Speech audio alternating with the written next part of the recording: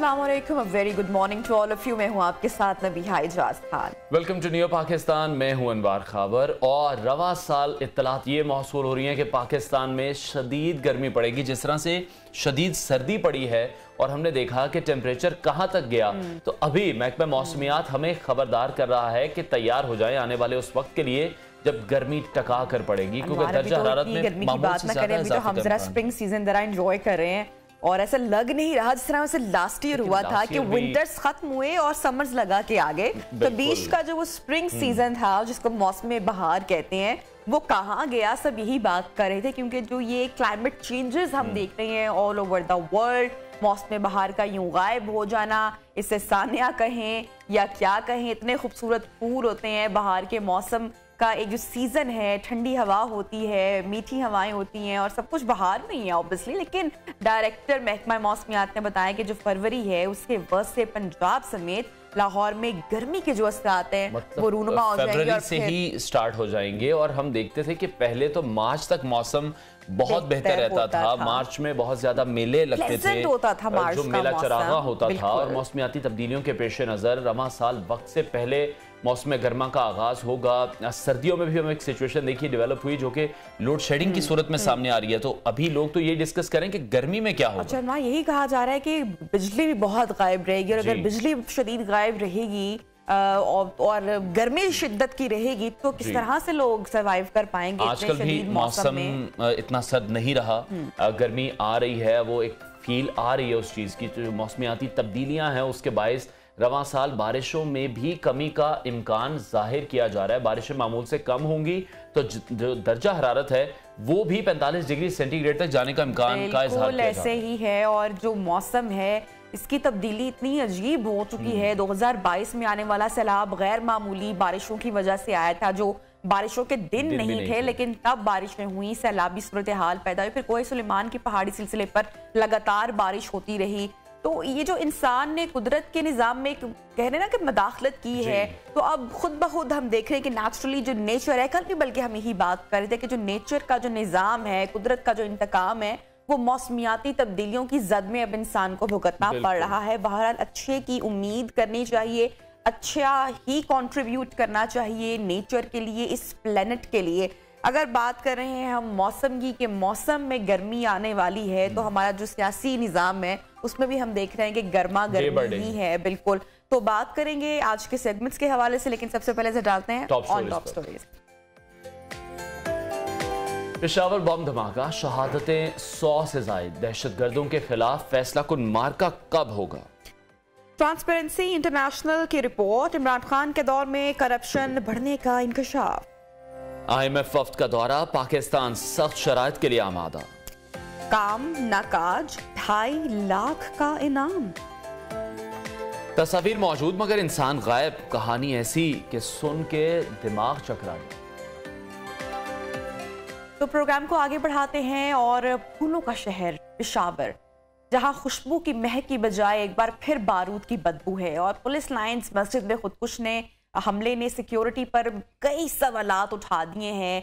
2 की इस वक्त तहकीकात और इन्वेस्टिगेशन का सिलसिला जारी है। इदारे तहकीकात कर रही है कि हमलावर थाने के मरकजी दरवाजे से दाखिल होकर 3 से 4 हिफाजती लाइन अबूर करके आखिर मस्जिद तक कैसे पहुंचा, ये वो सवाल है जिसका जवाब कोई भी नहीं दे पा रहा है। और ये शक ऑब्वियसली यकीन में बदलता नजर आ रहा है कि जो दहशतगर्द के सहूलतकार है उसका जो दायरा है वो पुलिस लाइंस के अंदर भी ऑब्वियसली मौजूद था। क्योंकि बिल्कुल आसान टास्क नहीं था ये, जिस तरह से दहशतगर्दों ने ये एक मज़मूम कार्रवाई की है। वज़ीर आज़म शहबाज शरीफ भी पेशावर पहुंचे थे और IG KPK पर काफ़ी बरहम भी दिखाई दी। उनका ये कहना था कि कितना बड़ा एक सिक्योरिटी लैब है, किस तरह से ये पॉसिबल है। और अब IG KPK मौज़म जहाँ भी ये कह रहे हैं कि जो मस्जिद में धमाका हुआ वो सिक्योरिटी की खामी है, ऐसा क्यों हुआ, इस मामले को इन्वेस्टिगेट किया जा रहा है। उनका यही कहना था कि जो हमलावर हैं वो मेहमानों के शायद रूप में दाखिल हुए हैं और हमलावर के सहूलतकारों का इस वक्त पता लगाने की कोशिश भी की जा रही है। IG KPK का मजीद क्या कहना था, पहले वो सुनते हैं। देखिए, बारूदी मवाद जो है, हमारा अंदाज़ा ये है कि 10 से 12 किलो हो सकता है। इसमें जो ज़्यादा नुकसान बारूदी मवाद से नहीं हुआ, धमाके की शॉक वेव्स की वजह से छत नीचे गिरी है पूरी और लोग मलबे तले दब गए हैं। 3 इसकी जो कंक्रीट की बीम्स थी, उन बीम्स के नीचे लोग आए हैं और पूरी छत नीचे आ गई। फर्श का लेवल, छत का लेवल एक हो गया। ज़्यादा जानी नुकसान जो है हमारा उसकी वजह से हुआ। देखिए, आज सुबह इस हवाले से हमारी बात हुई। पहले टीटीपी ने ऐलान किया कि वो ज़िम्मेदार हैं, फिर टीटीपी की तरफ से रात को तरदीद आ गई कि हम ज़िम्मेदार नहीं हैं। लेकिन हम अभी इसको देख रहे हैं। हमारा अंदाज़ा ये है कि जमातुल अहरार के कुछ लोग इसमें मुलविस हो सकते हैं। जमातुल अहरार का बहुत हद तक टीटीपी के साथ ताल्लुक़ रहा है, लेकिन अब कुछ अरसे से उमर खालिद खुरासानी की मौत के बाद उनकी आपस में स्प्लिट हो गया है। साथ ही ISKP के एक माउथपीस है जिसको आमाख न्यूज़ कहते हैं, आप सब जानते हैं उसको।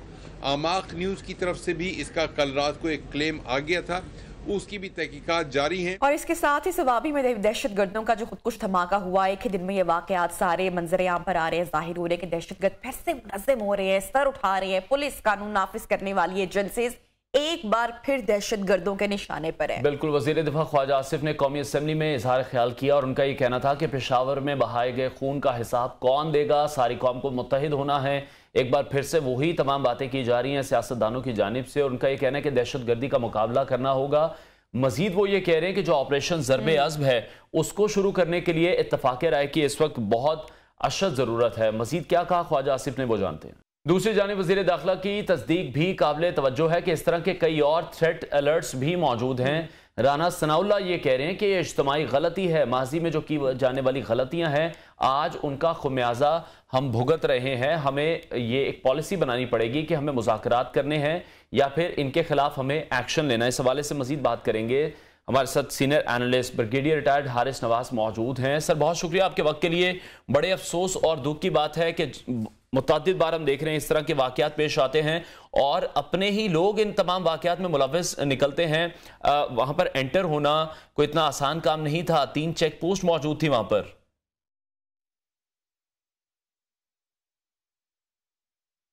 ठीक है, ब्रिगेडियर साहब से भी गुफ्तगू करेंगे, उनसे भी एनालिसिस ऑब्वियसली पूरी सिचुएशन पर लेना ज़रूरी है। लेकिन अरमान, जिस तरह से आपने कहा कि ये बहुत ही एक अनफॉर्चुनेट इंसिडेंट रहा, और इससे पहले बड़े अच्छे से याद है एक बहुत बड़ा और भी सानिया हुआ, बहुत सारे और सानिहात भी इस मुल्क ने बर्दाश्त किए हैं। APS का भी जो इंसिडेंट था वो भी एक बहुत बड़ी तादाद में बच्चों को किया गया, और जो ये वाला इंसिडेंट है इसमें जो फिगर सामने आ रहा है, शुहदा की जो तादाद है वो इंक्रीज हो रही है और बहुत बड़ा नंबर है, 100 फैमिलीज मुतासिर हुई है। ब्रिगेडियर हारिस नवाज हमारे साथ मौजूद है, उनसे एक मरतबा फिर से गुफ्तगू करते हैं। Sir, thank you so much.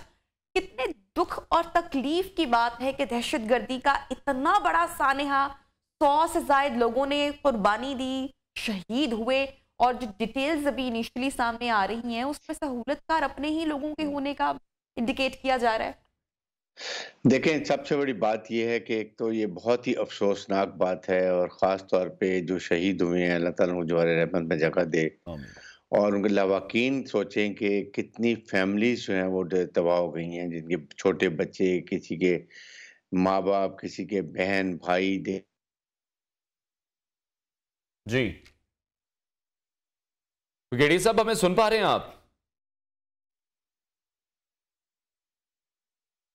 Brigadier साहब से एक बार फिर से रब्ता कायम करने की कोशिश करेंगे। अभी इन्वेस्टिगेशन का जो सिलसिला है वो जारी है, लेकिन हम देख रहे हैं कि जो कैजुअलिटीज़ हैं वो डे बाय डे बढ़ती जा रही हैं। 170 अफराद के ज़ख्मी होने की इतलात मौसूल हुई थी, 100 अफराद इस वक्त जाम शहादत नोश कर चुके हैं। यह अफसोसनाक वाक़या पेश आया जिसके तनाजुर में वज़ीर आज़म पाकिस्तान शहबाज शरीफ, आर्मी चीफ भी पेशावर पहुँचे थे और काफ़ी बरहम दिखाई दिए शहबाज शरीफ के। इतना बड़ा जो एक सिक्योरिटी लैब सामने आया है उसका जिम्मेदार कौन है, वहाँ पर क्या सिक्योरिटी मौजूद नहीं थी, तो इस मामले को इन्वेस्टिगेट तो किया जा रहा है। ब्रिगेडियर साहब, कंटिन्यू कीजिएगा। तो देखें, ये एक जो सिक्योरिटी लैब्स है पाकिस्तान में, प्रॉब्लम ये है कि कोई भी इसका अकाउंटेबल नहीं है।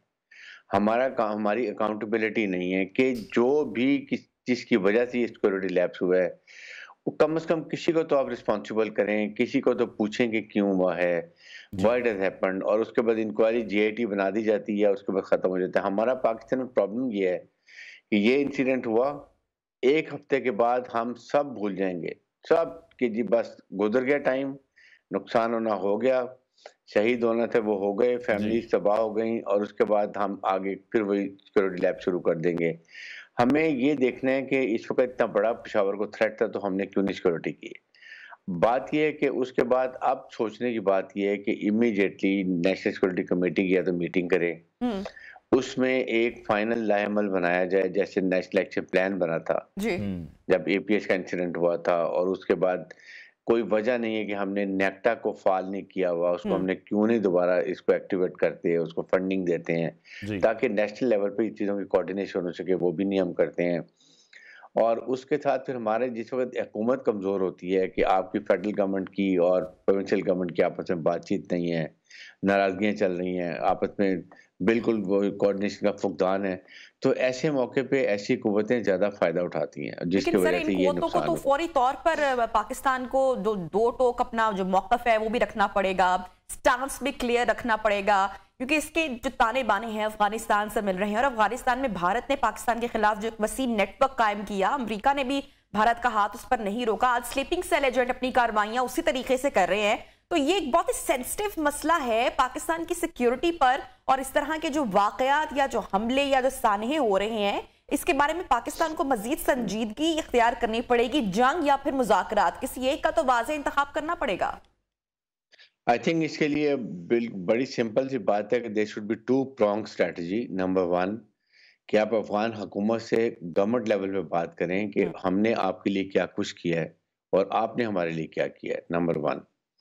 और हम आपसे क्या चाहते हैं आइंदा के लिए, व्हेन यू हैड कमिटेड कि आपकी सरजमीन किसी के लिए इस्तेमाल नहीं होगी, फिर why it is being used. Second, हमें इंडिया को बड़े क्लियर टर्म में बताना चाहिए कि lay off yourself, stop interfere in Pakistan internal affairs, और अब दहशतगर्दी पाकिस्तान में टीटीपी को 100% वो सपोर्ट करते हैं। ये इंसिडेंट उनकी बिहाफ पे हुआ है, उन्होंने करवाया, we at least I have no doubt about it. और साथ अमेरिका से भी बात करनी चाहिए कि आप इंडिया को कंट्रोल करें, because he is your proxy in this area against Pakistan and China. और उसके साथ देखिए, अमेरिकन जाते हुए इतना वेपन एमुनिशन खुला अनअटेंडेड छोड़ के गए हैं, ये सारा वो है जो वेपन इनके हाथ में आया हुआ है। और अब इसमें अलकायदा भी है, फिर उसके बाद टीटीपी भी है, फिर और दाइश भी है, तमाम कुव्वतें वहाँ पर जो है वो सरगर्म है। फिर अफगान हुकूमत कमज़ोर है, उनकी रिट अपने इलाके में कायम नहीं है, वो एक वजह हो गई है। और साथ फुल थ्रॉटल का एक ऑपरेशन किया जाए, इनका सर कुचला जाए। ये मुट्ठी भर टेररिस्ट हैं, ये हमें यरगमाल नहीं बना सकते, ये रेट ऑफ गवर्नमेंट को चैलेंज नहीं कर सकते। हमारी मुसल्लह अफवाज बहुत बैटल हार्डेड है and they are fully trained. इन्होंने दहशतगर्दी खत्म कर दी थी, ये तो दोबारा अफगानी जब अमेरिकन गए हैं और अफगान हुकूमत आई है, क्योंकि इनकी और टीटीपी की और अफगान तालिबान की आइडियोलॉजी एक है जी, ये इन्होंने एक दूसरे को सपोर्ट किया इंटरनली, ये इसलिए प्रॉब्लम है। तो हमें बड़ी क्लियर, लेकिन ब्रिगेडियर साहब, आप ये समझते हैं कि जो पॉलिटिकल कंसेंसस है वो बहुत ज्यादा जरूरी है इस मामले पर, क्योंकि हम देख रहे हैं कि अभी वफाकी हुकूमत जो है वो पिछली सूबाई हुकूमत पर इल्जाम लगा रही है कि ये तालिबान से मुज़ाकरात कर रहे थे, जबकि जो पिछली सूबाई हुकूमत है पेशावर की, वो ये कह रहे हैं केपी की कि हम मुज़ाकरात कर रहे थे, इन्होंने आके मुज़ाकरात खत्म किए हैं, इसलिए ये नताइज बरामद हो रहे हैं। तो इस तरह के सियासतदानों की क्या पाकिस्तान को जरूरत है जो इन तमाम मामलों पर भी सिर्फ सियासत करते रहे? सबसे बड़ी प्रॉब्लम यह है कि हमारे सियासतदानों में कोई मैच्योरिटी नहीं है, जिम्मेदारी नहीं है। जब एस्टेब्लिशमेंट ने कहा कि वी आर ए पोलिटिकल, फिर आपकी और जिम्मेदारी हो जाती है कि आवाम को बताएं कि आप कितनी जिम्मेदारी का मुआहदा करते हैं। क्या आपने जब से 10-11 महीने से नई गवर्नमेंट आई है, एक दफ़ा प्राइम मिनिस्टर पाकिस्तान ने एक नेशनल डायलॉग की कॉल दी है जिसमें वो ये बात करे कि आए हम बैठ के हर चीज़ों पे बात करते हैं, हम सियासत पे बात करते हैं, हम इकोनॉमी पे बात करते हैं, हम उसके बाद इलेक्शन पे बात करते हैं, हम टेररिज्म पे बात करते हैं, ताकि दुनिया को पता चले, हमारे दुश्मनों को पता चले कि पाकिस्तान की कौम इकट्ठी है और हम एक सर्टन इम्पोर्टेंट डिसीजंस हमारे सियासतदान ले सकते हैं। हर वक्त फौज की तरफ देखना, उनकी बैसाखियों में आना, I think now we should do away with it. तो ये चीज़ें हमारे पास नहीं है, इसलिए नेशनल असेंबली में भी अभी भी कल भी स्पीच में देख रहा था कि वो ख्वाजा आसिफ और उसके बाद राना सनाउल्लाह, वही इमरान खान, पीटीआई, नेगोशिएशन करनी कोई बुरी बात नहीं है। अफगानिस्तान में अफगान तालिबान से अमेरिकन ने कितनी लड़ाई के बाद बातचीत की है, दोहा में इनका मुआहदा हुआ है फर्स्ट सेकंड वर्ल्ड वॉर में, सेकंड वर्ल्ड वॉर में, क्या वहां टेबल पे बैठ के मुज़ाकरात नहीं हुए? लेकिन उसके साथ फिर आपको देखना है कि आप मुज़ाकरात भी करें और अपनी हिफाजत भी करें। और उनकी रिटर्न गवर्नमेंट को अपनी जो है उसको चैलेंज लाइकवाइज आप ब्लेम करना, काउंटर ब्लेम करना, there is no purpose, move forward, आगे देखें क्या हो रहा है।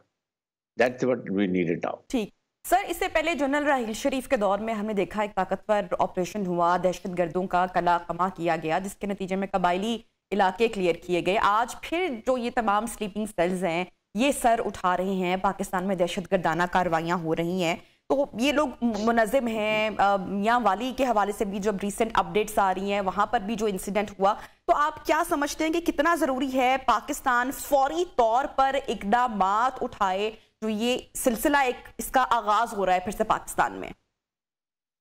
देखिए, ये तो कोई डाउट नहीं है कि इमीडिएट ऑपरेशन होना चाहिए, और हमारी मुसल्लह अफवाज they are quite capable, professionally battle hardened है, they should do it, they will do it, but then it is government decision. Government has to take decision, और उसमें देर नहीं करनी चाहिए। नंबर 2, हमारे पास अफगान रिफ्यूजीज जो बैठे हुए हैं, तकरीबन 30 लाख अफगान रिफ्यूजीज हैं।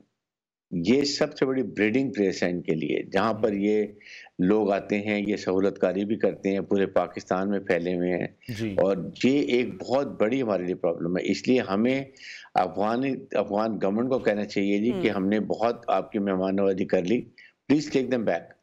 और ये इनके शनाख्ती कार्ड भी बने हुए हैं, इन्होंने मिलाप करके बिजनेस भी किए हुए हैं, हर चीज पाकिस्तान इनको सपोर्ट भी करता है, लेकिन साथ ही साथ फिर पाकिस्तान का नुकसान भी उठा रहा है। तो हमें अब इसको कहीं फुल स्टॉप लगाने की जरूरत है, और ये एक बहुत अहम बात है, इसमें हमें कोई कॉम्प्रोमाइज नहीं करना चाहिए, ताकि अफगान गवर्नमेंट को अपनी जिम्मेदारी का एहसास हो कि पाकिस्तान ने कितनी मेहमान नवाजी की, हमने आपके लिए अमेरिकन से कितनी लड़ाई की, उनको कितना ब्रीफ किया, जब अमेरिकन गए हमने आपको कितना डिप्लोमेटिकली हर लिहाज से सपोर्ट किया, लेकिन आपकी सपोर्ट हमें नहीं मिल रही है। ये चीज़ों में I think now we will have to take certain very very clear decisions, और वो नजर भी आने चाहिए, ताकि अवाम को भी कॉन्फिडेंस हो कि हमारी हुकूमत हमारे जान और माल की हिफाजत कर सकती है, जो उनकी प्राइम रिस्पॉन्सिबिलिटी, और इसीलिए अवाम अपने नुमाइंदों को चुनती है कि वो आके उनके मसाइल को हल करें। ठीक है ब्रिगेडियर साहब, कलअदम लोगों को माफ करने की पॉलिसी भी हमने देखा कि गलत साबित हुई। आप क्या समझ रहे हैं? वजीर दाखिला ने कहा कि तहरीक इंसाफ के दौर में जो सजाए मौत के कैदी थे उनको भी माफ किया गया, तो उसका भी इम्पैक्ट अभी हम देख रहे हैं। देखें सर, के जो सजाए मौत के कैदी हैं उनको कोई छोड़ नहीं सकता। ये राना सनाउल्लाह की बातें सुनने वाली होती हैं, कोर्ट छोड़ते हैं। अब मिलिट्री कोर्ट्स ने जिन लोगों को सजाएं दी थी, एक स्पेशल मिलिट्री कोर्ट्स बनाए गए थे जब APS के बाद, वो सारों को पेशावर हाई कोर्ट ने सब कुछ छोड़ दिया।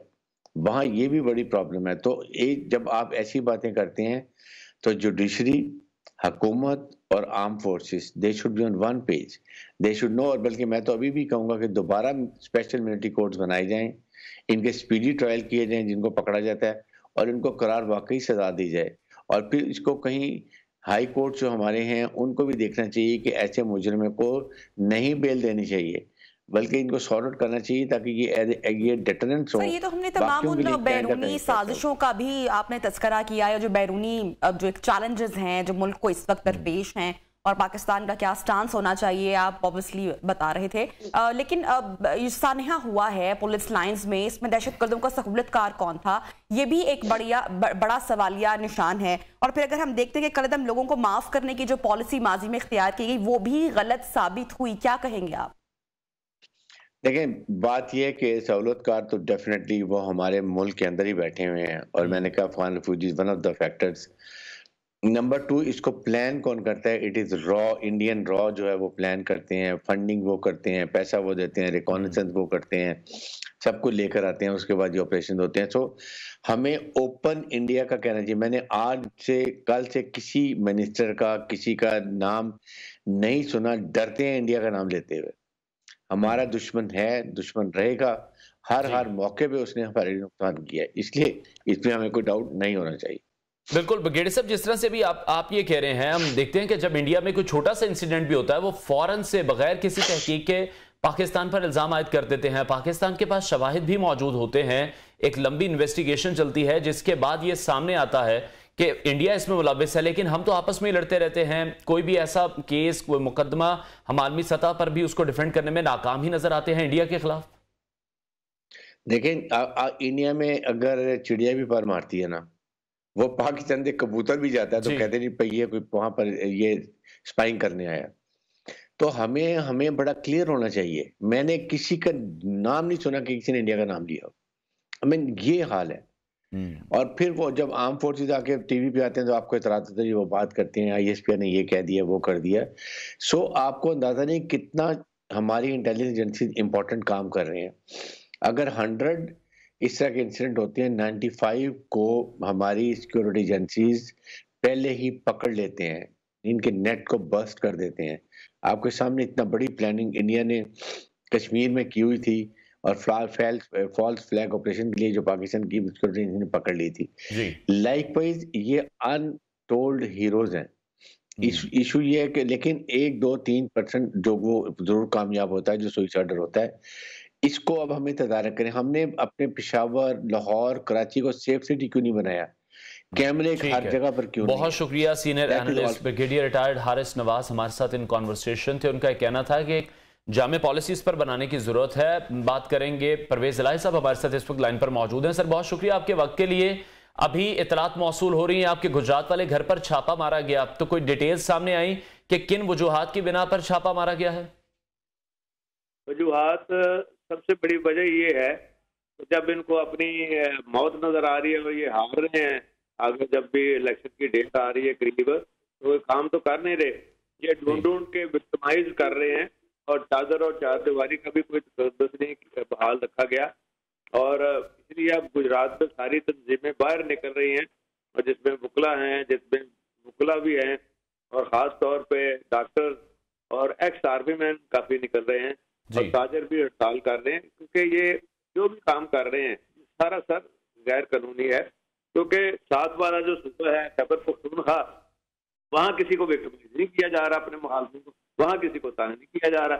सर ये सियासत ये है कि शहबाज शरीफ, नवाज शरीफ की, कि ये करते ही ये है कि सियासी मुखालफिन को खत्म करने की कोशिश करते हैं, लेकिन इन्होंने तीसरी दफा इनको हुकूमत मिली है, डिफॉल्ट ये करने जा रहे हैं। दहशतगर्दी सबसे ज्यादा इनके दौर में हो रही है, और मैं नहीं समझता कि ये क्या मुंह लेके जाएंगे वहां के सामने। सर, आप समझते हैं कि ये बिल्कुल इंतकामी कार्रवाई का हिस्सा है? एक दिन पहले हमने देखा कि शेख रशीद साहब के हवाले से जो लाल हवेली है उसको सील किया गया, फिर आपके घर पर जिस तरीके से अभी छापा मारा गया है, तो जो सियासतदान है उनको बिल्कुल इंतखाबात में आपकी स्टेटमेंट भी सामने आई कि उनको अपनी शिकस्त दिखाई दे रही है, इसलिए बौखलाहट का शिकार है, इसलिए इस तरह की इंतकामी कार्रवाई की जा रही है। क्योंकि मोहसिन नकवी को ना कभी काम किया इसने, ना कभी ये रहा है किसी जगह पे। इसका जो है ना, ये मांगे तांगे की हुकूमत है 2 महीने की, और इसमें ये ढूंढ के सिर्फ इसका काम ही रह गया है। सारा वक्त बैठ के हमारे खिलाफ वहाँ ये बोलता रहता है और कहता है जी इनके खिलाफ कोई केस बनाए। और हम अब अदलिया में जा रहे हैं, हमें पूरा यकीन है कि अल्लाह के बाद अदलिया जो है ये दादरसी करेगी, और इस तरह के हथियारों के सामने दीवार बन के खड़ी होगी। ठीक है। चौधरी साहब ये बताइएगा, पहले हमने देखा कि फवाद चौधरी, फिर शेख रशीद, और अब आपके घर पर भी छापा मारा गया है, तो आप देख रहे हैं कि आने वाले दिनों में मजीद इस तरह की कार्रवाइयां होंगी, मजीद गिरफ्तारियां भी हो सकती हैं। आज जो आपके घर पर भी छापा मारा गया, साबिक वजीर आला पंजाब रहे हैं आप, तो आप किस तरह से देख रहे हैं इस तरह से छापा मारा गया जैसे किसी दहशतगर्द के घर छापा मारा जा रहा है? ये गिरफ्तारियां सियासी आदमी के लिए कुछ भी नहीं होता, हम पहले भी गिरफ्तार भी होते रहे हैं, लेकिन अब बारी इसकी है, ये मोहसिन नकवी है ना, जब ये गिरफ्तार होगा ना, फिर आप देखना है इनकी शक्लें कैसे ये आपको नजर आएंगी। सर, कोई एक्शन लेंगे आप इस पूरी जो सूरत हाल या जो कार्रवाई की गई है आपके घर की? सारी तंजीमें जा रही हैं अदलिया में और कह रही हैं कि हमें फेयर और फ्री इलेक्शन चाहिए, इनकी शक्लें देखने के लिए इनको ना बिठाएं। सर, आपके जो रिहाइश गाह पर छापा मारा गया, आप कोई कार्रवाई करेंगे इसके खिलाफ? बिल्कुल करेंगे, अदालत जा रहे हैं। ठीक है। चौधरी साहब ये बताएगा, जब फवाद चौधरी अरेस्ट हुए हैं तब आपकी एक स्टेटमेंट सामने आई थी, आप ही ने ये कहा था कि ये अगर पहले गिरफ्तार हो जाते, गवर्नमेंट बच जाती, तो इस पे भी इख्तलाफ चल रहा है अभी आपके दरमियान और पीटीआई के दरमियान? अब कोई इख्तलाफ नहीं है, अब उसको छोड़ दें, वो सारी बात हो चुकी है, और इंशाल्लाह ताला वो अपना अजीज ही है, फवाद भी और सारी फैमिली। ठीक है। और जो कल इलेक्शन कमीशन का फैसला आया चौधरी शुजात के हवाले से, उस पर क्या कमेंट करेंगे?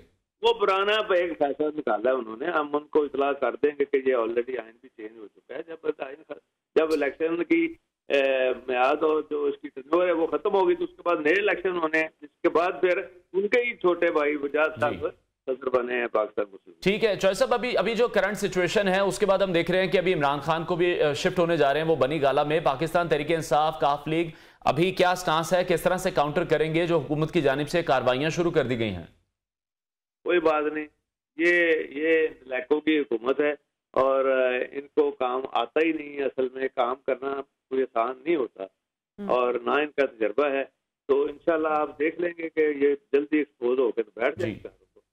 ठीक है सर, अगर पंजाब में इंतखाबात ताखीर का शिकार होते हैं तो क्या हिकमत अमली, क्या लाया अमल होगा आपका? तो आइन को किधर ले जा रहे हैं इन्होंने?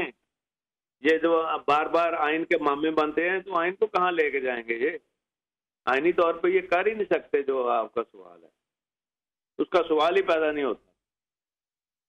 लेकिन जब से चौधरी साहब आपकी स्टेटमेंट आई है तब से हमने देखा है कि इमरान खान के पीछे पड़ गए और ये तहिया किया गया कि दोबारा इमरान खान को किसी भी तरह से हुकूमत में नहीं आने देंगे।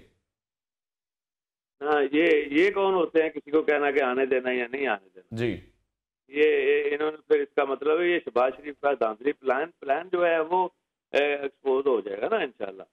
ठीक है चौधरी साहब, आप समझते हैं अभी जो सिचुएशन सारी बिल्डअप की जा रही है नवाज शरीफ की वापसी के लिए कोई राहें हमवार की जा रही हैं? वो फिर भी नहीं आएगा, वो पागल है, आ जाए। ठीक है, लेकिन मरियम नवाज शरीफ साहिबा को इलेक्शन इंतखाबात की जो मुहिम की जिम्मेदारी सौंपी गई है, आप समझते हैं कि कोई बेहतर स्ट्रैटेजी, बेहतर बयानिया पीटीआई को टक्कर देने के लिए वो अपना जो टारगेट है वो अचीव कर पाएंगी? वो तो पहले दिन ही एयरपोर्ट पे नजर आ गया था कि इधर उधर से बंदे थोड़े बहुत आ गए थे। अब तो वो भी नहीं आने इनके जलसों में। आप भी इधर ही हैं, मैं भी इधर हूं, हम देख लेंगे इंशाल्लाह। ठीक है सर, पाकिस्तान तहरीक इंसाफ की क्या स्ट्रैटेजी है अवाम को रिलीफ देने के हवाले से? सियासतदानों पर इल्जाम तराशी तो होती है दोनों जानिब से, लेकिन अगर पाकिस्तान तहरीक इंसाफ इंतखाबात में जाते हैं, वोट लेते हैं, तो क्या अवाम को रिलीफ मिलेगा? इस हवाले से बात क्यों नहीं की जाती? आप देख लें, 6 माह में मैंने बात ही रिलीफ की है। 1122 से लेके जितनी इमरजेंसीज हैं उनको अपग्रेड किया, डॉक्टरों की तनख्वाहें भी डबल की और यूनिवर्सिटियों को नए चार्टर भी दिए और हर जगह पे हमने काम करके दिखाया है सिर्फ 6 माह। बिल्कुल चौधरी साहब, अभी जिस तरह से हम देख रहे हैं केपीके में सूरत हाल काफी खराब हुई है, दहशतगर्द जो कार्रवाइयां हैं वो भी शुरू हो गई हैं। आप समझते हैं सियासतदानों को एटलीस्ट इस मामले पर कंसेंसस करना चाहिए, इस पर मिल बैठना चाहिए कि जो मुल्क की सलामती है वो सबसे पहले हो? इनकी तवज्जो ही नहीं है अच्छे कामों की तरफ। ये इनको ना काम आता है, ना ये किसी को बिठा के बात करने के अहल हैं, ना काम बात के। झूठ बोलना इनका काम है और झूठ की कोई जिंदगी नहीं होती, थोड़ा सा चलते हैं। ठीक है चौधरी साहब, ये बताइएगा मोहम्मद खान भट्टी पर भी करप्शन के कुछ इल्जामात हैं, उस पर क्या कमेंट करेंगे? यार इनका दिमाग खराब है, सब कुछ जमानतें भी हो रही हैं।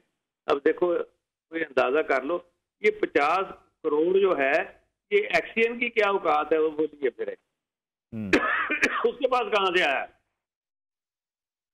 ठीक है, बहुत शुक्रिया काफी की रहनुमा साबिक वजीर आला पंजाब परवेज इलाही हमारे साथ इन कॉन्वर्सेशन थे। उनका ये कहना था कि हुकूमत की जानिब से इंतकामी कार्रवाइयों का जो सिलसिला है वो शुरू कर दिया गया है। पहले फवाद चौधरी को अरेस्ट किया गया, उसके बाद शेख रशीद की लाल हवेली को सील किया गया और आज साबिक वजीर आला पंजाब परवेज इलाही के घर पर छापा मारा गया है। वो वहां पर मौजूद नहीं थे, परवेज इलाही भी वहां पर मौजूद नहीं थे और मोनस इलाही भी बैरून मुल्क मौजूद हैं। ब्रेक लेते हैं, ब्रेक के बाद आपको दोबारा साथ रहिए।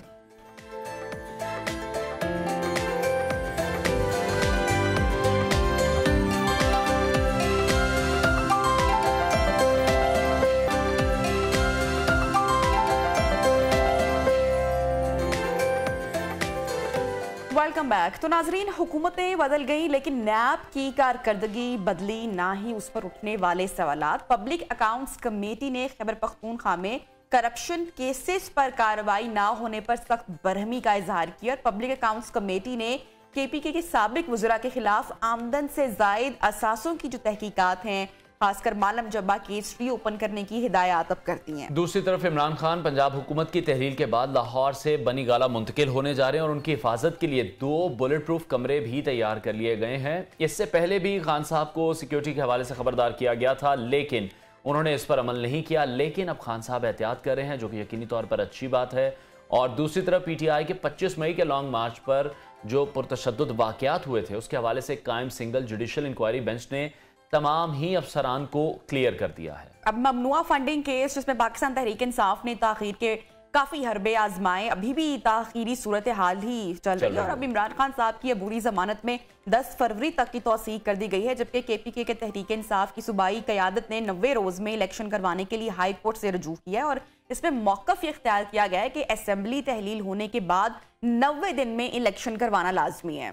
इलेक्शन कमीशन ने इंतखाबात की तारीख के लिए गवर्नर को खत लिखा, लेकिन गवर्नर खैबर पख्तूनख्वा ने अभी तक इंतखाबात के लिए तारीख नहीं दी है और अब देखना यह है कि तारीख कब सामने आती है, इंतखाबात अपने वक्त पर होंगे या नहीं होंगे। तमाम जो जमातें हैं वो इस पर मुशावरत करेंगी और इमरान खान के हवाले से अगर बात करें तो पंजाब हुकूमत की तहरील के बाद इमरान खान भी अभी बनी गाला मुंतकिल होने जा रहे हैं। लाहौर में जो उनका क़याम था वो काफ़ी लंबा रहा है, उनकी हिफाजत के लिए 2 बुलेट प्रूफ कमरे भी तैयार किए जा रहे हैं। खान साहब को पहले भी सिक्योरिटी थ्रेट्स थे लेकिन उनकी जानिब से एहतियात नहीं की गई थी, अभी वो इस हवाले से एहतियात कर रहे हैं। जो उनकी सिक्योरिटी है वो बड़े अच्छे तरीके से देखी जा रही है, जो कि यकीनी तौर पर अच्छी बात है। पाकिस्तान तहरीक इंसाफ के हवाले से आपको बताएं तो 25 मई के लॉन्ग मार्च पर जो पुरतशद्दुद वाक़यात हुए थे, जिस पर एक सिंगल जुडिशल बेंच भी बनाया गया था, उस इंक्वायरी बेंच की जानिब से तमाम अफसरान जो उसमें मुलव्विस थे अभी उनको क्लियर कर दिया गया है। साथ ही साथ ममनुआ फंडिंग केस का सामना है इस वक्त PTI को, लेकिन उसमें ताखीरी हरबे इस्तेमाल किए जा रहे हैं खान साहब की तरफ से और इस केस के फैसले का भी इंतज़ार किया जा रहा है और यही कहा जा रहा है कि जो फॉरेन फंडिंग का केस है वो इमरान खान के लिए एक मुश्किल सूरत हाल डेवलप कर सकता है। और अनवार, जो दूसरी जानिब जिन केसेस का सामना करना पड़ा है इमरान खान साहब को, उसमें भी कह सकते हैं कि कुछ पेशरफ या तेजी आ सकती है, खासकर जो गिरफ्तारी के हवाले से काफी चर्चा की जा रही है, जो एनालिसिस इस हवाले से सामने आ रहे हैं, तो कुछ भी हो सकता है। पाकिस्तान की सियासत की बात करें तो आए रोज जो है वो एक नया चैप्टर, एक नई खबर सामने आ रही होती है।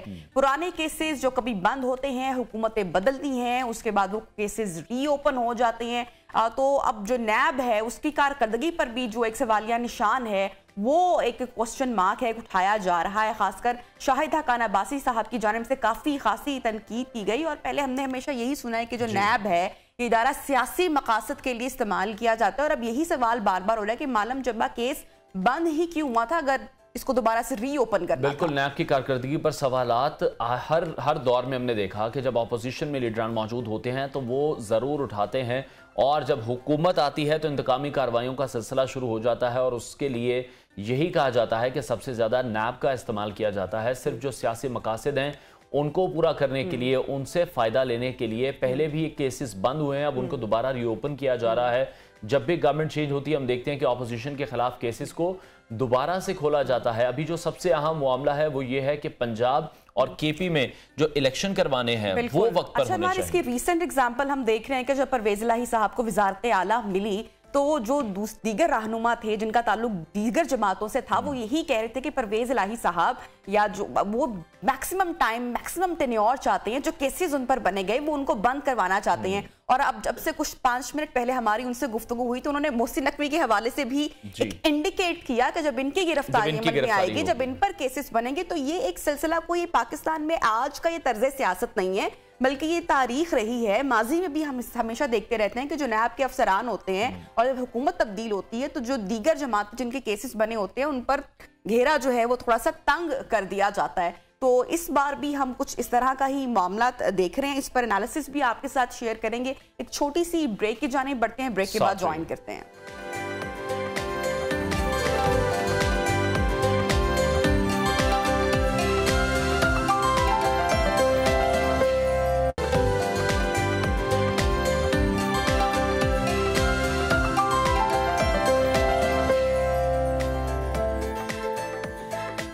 Welcome back. मुल्क में मुआशी अदम इस्तेहकाम और बेयकीनी की सूरत हाल बढ़ती चली जा रही है। एक गैर सरकारी सर्वे के मुताबिक मुल्क में 60% पाकिस्तानी बेहतर मुस्तकबिल की उम्मीद खत्म कर चुके हैं, जो कि साबिक और मौजूदा हुक्मरानों की बदतरीन कारकर्दगी की अक्कासी करती है। दूसरी जानिब नाकाम मुआशी पॉलिसीज के नतीजे में पाकिस्तान पर जो कर्ज है उसका हजम 49,200 अरब से तजावज़ कर चुका है और अब हमें पाकिस्तान को मुश्किल मुआशी सूरत हाल से निकालने के लिए IMF की मदद दरकार है, जिनका वफ्द भी पाकिस्तान में मौजूद है। 9 फरवरी तक के मुज़ाकरात जारी रहेंगे। कल पहली जो एक मुज़ाकरात हुए कल, पहली उसकी किस्त हमने देखी, और जब फिर पीडीएम की हुकूमत आई तो इस सिलसिले में आईएमएफ को राम करने की हम देख रहे हैं कि मुसलसल कोशिश भी की जा रही है, और ऐसा लग रहा है कि पाकिस्तान को मुश्किल में देखकर आईएमएफ को भी अपने सारे मुतालबात इसी मुश्किल दौर में बिल्कुल, और शराइत भी सख्त रखी जा रही हैं। 10 रोज क़याम में बहुत से मुज़ाकरात के दौर होने हैं, और डॉलर की जो सिचुएशन रही वो हमने देखा कि डॉलर से जब मसनूई पाबंदी हटाई गई है, पेट्रोल अच्छा खासा महंगा कर दिया गया है। आईएमएफ के वक्त ने बजट में ऐलान करदा फैसलों के मुताबिक बजट खसारा 4.9% रखने का वादा पूरा करने का कहा है, और साथ ही साथ ये भी कहा है कि जो प्राइमरी खसारा है जीडीपी का 0.2% रखने का वादा पूरा किया जाए। बिल्कुल, आईएमएफ के वक्त ने यह मुतालबा किया है कि जो बरामदी शोबे हैं उसको 110 अरब रुपए का इस्तिस्ना खत्म किया जाए। आईएफपीआर की तरफ से 7,470 अरब रुपए जो टैक्स है वो वसूलियों का जो हदफ है हर हाल में पाकिस्तान को पूरा करना है, और इसके अलावा जो गर्दिशी कर्जे हैं उसमें खातिर ख्वाह कमी लाई जाए। आईएमएफ ने गरीब तबके के लिए सब्सिडी की मुखालफत नहीं की, और दूसरी तरफ पाकिस्तान ने भी आईएमएफ प्रोग्राम में रहने का इरादा जाहिर किया है। ऑब्वियसली इसके अलावा जो कोई दूसरी ऑप्शन है वो पाकिस्तान के पास इस वक्त मौजूद नहीं है। बहरहाल पूरी सिचुएशन में आसिफ अली जरदारी के एक स्टेटमेंट का एक बयान सामने आया जिसमें उन्होंने मजदूर की कम अज कम तनख्वाह 35,000 करने का मुतालबा किया है। इसी हवाले से बात करेंगे, हमारे साथ इन कॉन्वर्सेशन है माहिर मईशत फ़ारूक सलीम साहब। फ़ारूक साहब, थैंक यू सो मच, आपने टाइम निकाला प्रोग्राम के लिए। जो आसिफ अली जरदारी साहब की स्टेटमेंट है इस पर भी मैं कमेंट लूंगी कि मजदूर की कम अज कम तनख्वाह 35,000 कर दी जाएगी, लेकिन देने वाले जो हैं वो फिर कौन लोग होंगे, क्योंकि उनकी इनकम या उनके अखराजात तो उसी तरीके से बढ़ रहे हैं। दूसरी चीज़ के आईएमएफ के जो मुज़ाकरात पाकिस्तान के साथ चल रहे हैं, कल पहला दिन था, मजीद 9 दिन तक के मुज़ाकरात चलने हैं, मजीद सख्त शराइत सामने आएंगी आप समझते हैं? जी, 2 सवाल समझा हूँ मैं, एक तो 35,000 रुपये के हवाले से और दूसरा आईएमएफ के हवाले से। देखिए, तनख्वाहें बढ़ाना जो है प्राइवेट सेक्टर की, खासतौर पर मैं वो समझता हूँ कि वो हुकूमत के बस की बात नहीं होती कि वो हुक्म दे दे कि 35,000 रुपया तनख्वाहें कर दी जाएं। जो हुकूमत के कंट्रोल में चीज़ होती है वो है शराय, जो इन्फ्लेशन की शरह है, जो अफरात ज़र की शरह है, अगर उसको कंट्रोल रखा जाए तो बेहतर ये होगा कि हुकूमत फोकस करे कि खुराक की जो अशियाँ हैं उनमें जो अफरात ज़र की शरह है उसको कम किया जाए, बजाय इसके कि वो फोकस करे कि लोगों की तनख्वाहें किस तरह बढ़ानी। तो पहली बात ये हो। दूसरी बात आईएमएफ के हवाले से ये है कि पिछले 2 या 3 दिनों से कुछ मस्बत किस्म के इशारे सामने आ रहे हैं आईएमएफ के हवाले से। एक तो स्टॉक मार्केट आप देखिए पिछले 2 या 3 दिन से मुसलसल बढ़ रही है, वहाँ पे जिसको हम कहते हैं कि कलेक्टिव विजडम, यानी कि जो मजमूई जहानत समझ लीजिए, वो ये कह रही है कि के साथ शायद कोई पॉजिटिव एग्रीमेंट होने चला है। 600 पॉइंट ऊपर की, फिर 700 पॉइंट, आज सुबह मैंने देखा तो दोबारा जो शुरू हुई है मार्केट की वो भी कुछ 200-250 पॉइंट हुई। उसके साथ कल पहला दिन था जो हमने देखा कि रुपए और डॉलर की कदर है आपस में, उसमें कुछ स्टेबिलिटी आ रही, वो कहीं 270 के करीब वो स्टेबल हो रहा था। वो 80-85 तक भी वो गिरा था, 70 में फिर उसकी कोई आप समझिए कि स्टेबिलिटी आ रही थी। बेशुमार लोग जिन्होंने डॉलर होल्ड करके रखे हुए थे वो बेच रहे थे, कल ये देखा गया। और तीसरा इशारिया ये था कि सोने की कीमत जो है वो तेजी से गिरी। ये 3 इशारे नजर आ रहे हैं कि शायद आईएमएफ के साथ जो मुज़ाकरात हैं वो मस्बत सिमत में बढ़ रहे हैं। ठीक है फारूक साहब, लेकिन आप ये समझते हैं आईएमएफ की जानिब से पेट्रोलियम लेवी की मद में ये कहा जा रहा है कि 855 अरब रुपए वसूली का जो अहदाफ है उसको पूरा किया जाए, मुल्की कंपनीज की जो कारकर्दगी है उनको बेहतर बनाया जाए, उनका खसारा कम किया जाए, इतना सब कुछ मुमकिन हो सकेगा? देखिए, 2 चीजें हैं। पहली बात तो ये है कि जितनी भी चीजें आपने कहा कि शायद आईएमएफ की तरफ से ये कहा जा रहा है, तो ये सारी की सारी चीजें पाकिस्तान के मफाद में हैं। ये हमारे मफाद में है कि हुकूमत जो है वो इतना बड़ा खसारा ना करे। ये भी हमारे मफाद में है जो बहुत ही गरीब तरीन खानदान है, उनकी जो BISP के हवाले से इकसाद दी जाती हैं। फारूक साहब, जो इस वक्त हालात हैं, जो सियासी पेचीदगियां हैं, जो इस वक्त हमारी जो बहरान, सियासी भी बहरान चल रहा है, हुकूमत कैपेबल है कि वो इस मसले का हल इस तरीके से निकाल सके? जी, मुश्किलात बहुत सारी हैं और ये एक बहरान की बात नहीं है। आप समझिए कि एटलीस्ट 3 बहरान इकट्ठे हमें चैलेंज कर रहे हैं। जी। माशी बहरान कुछ अरसे से चल रहा है, उसके साथ सियासी बहरान का आपने जिक्र कर दिया, और फिर साथ ही सिक्योरिटी का बहरान जो आ रहा है। ये महसूस ये हो रहा है कि फौज के लेवल तक एक बहुत बड़ा ऑपरेशन जो है वो प्लान किया जा रहा है दहशतगर्दों के खिलाफ। जी। तो 3 और हुकूमत के लिए 3 बड़े चैलेंजेस। ठीक है फरूख साहब, IMF की जानिब से मुतालबा ये किया जा रहा है कि बरामदी शोबे को जो 110 अरब रुपए का इस्तस्ना दिया गया है उस रिलीफ को खत्म किया जाए। FBR की तरफ से 7,470 अरब रुपए टैक्स वसूलियों का जो हदफ है वो भी हर सूरत पूरा किया जाए। देखिए, IMF की जो पहली बात यह है कि IMF का पैकेज जिसकी हम बात कर रहे हैं ये 2019 में निगोशिएट किया गया था, और 2019 में जब PTI की हुकूमत थी इन सारी शराइत पर एग्रीमेंट हुआ था। जो बजट का खसारा है उसके ऊपर भी एग्रीमेंट हुआ था। अब अगर बजट का खसारा उन शराइत के मुताबिक नहीं हो रहा तो जाहिर बात है कि IMF हुकूमत पाकिस्तान को कहेगा कि आप इजाफी टैक्सेस जो है वो इकट्ठे करें। बिजली के हवाले से देखिए 5 बड़ी जो निगोशिएशन पॉइंट्स हैं वो इस वक्त चल रहे हैं पाकिस्तान और IMF के दरमियान। एक तो है कि रुपए को हकीकी वैल्यू पे लाया जाए, उसको उस कंडीशन को वजारत खजाना ने पूरा कर दिया है। दूसरा था कि पेट्रोल की प्राइसेस बढ़े, उसमें पेट्रोलियम लेवी लगाया जाए, वो भी पूरी हो गई। 3 शराइत जो बाकी रह गई हैं उसमें एक बिजली का गर्दिशी करदा है, उसमें मेरा तखमीना यह है कि 6 से 7 रुपए टैरिफ के अंदर रेट जो है वो बढ़ाया जाएगा बिजली का। जो चौथी शर्त है वो गैस के हवाले से है, वहां पे खदशा ये है कि 50 से 60% टैरिफ जो है गैस का वो बढ़ाया जाएगा। और आखिरी शर्त थी कि जो टैक्सेस बढ़ाए जाएं ताकि हुकूमत का खसारा जो है उसको पूरा किया जाए। तो 5 में से पहली तो जो है वो हुकूमत ऑलरेडी मीट कर चुकी है, और मुझे महसूस ये हो रहा है कि अगली 3 जो है उसमें किसी किस्म का लेन देन हो जाएगा और किसी किस्म का कॉम्प्रोमाइज तय पा जाएगा। ठीक है सर, ये तो आपने जो सारी तजावीज़ सामने ऑब्वियसली आई, IMF का प्लान जो है वो बहाल करना, पाकिस्तान के पास एक यही ऑप्शन इस वक्त मौजूद है। लेकिन पाकिस्तान के जो मामलात हैं, जो तजारत के मामलात हैं, जो कारोबारी मामलात हैं, अगर हम खासकर इस खत्ते की बात करें वो कैसे बेहतर होंगे? हमारा एक्सपोर्ट किस तरीके से बेहतर होगा? पाकिस्तान ना इंडिया के साथ भी ऑब्वियसली बैन है सारे मामलात, ना चाइना के साथ उस तरह से एक्सपोर्ट के मामलात हैं, ना अफगानिस्तान ना ईरान। तो ये सारा मसला जो है कैसे बेहतर होगा? अगर पाकिस्तान एक्सपोर्ट नहीं करेगा अपनी चीजें या अपने मामला, तो किस तरह से हम बेहतरी की जानिब बढ़ेंगे? देखिए, अब जो आप प्रॉब्लम जिसका इजहार कर रही हैं ये कोई नया प्रॉब्लम नहीं है। ये हमने 20-25 सालों से जो गलत माशी पॉलिसीज बनाई हैं उनके नतीजे में आज हम इस चौराहे पे, मईशत के चौराहे पे खड़े हैं। देखिए, पिछले 20-25 साल से जो 2 सबसे बड़ी बीमारियां हैं मईशत के हवाले से, वो एक बजट का खसारा है और दूसरा तिजारत का खसारा है जिसका आप जिक्र कर रही हैं। अब हर जून के महीने में पिछले 25 साल का आप तजिया कर लीजिए, हमारे जो वजीर खजाना होते हैं वो असेंबली में खड़े होते हैं और हमें ये बताया जाता है जी कि इस साल 3000 अरब का बजट का खसारा होगा।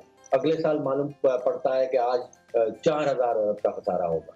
अब अप्रैल 2022 में जिस महीने PTI की हुकूमत छोड़ के जा रही थी, तो PTI की हुकूमत जो है वो 5500 अरब का खसारा, जो पाकिस्तान की 75 साल माशी तारीख का बुलंद तरीन बजट का खसारा था, वो छोड़ के जा रही। और उसी महीने जो तजारत का खसारा था वो लगभग 45 अरब डॉलर का सालाना की बुनियाद पे तजारत का खसारा था।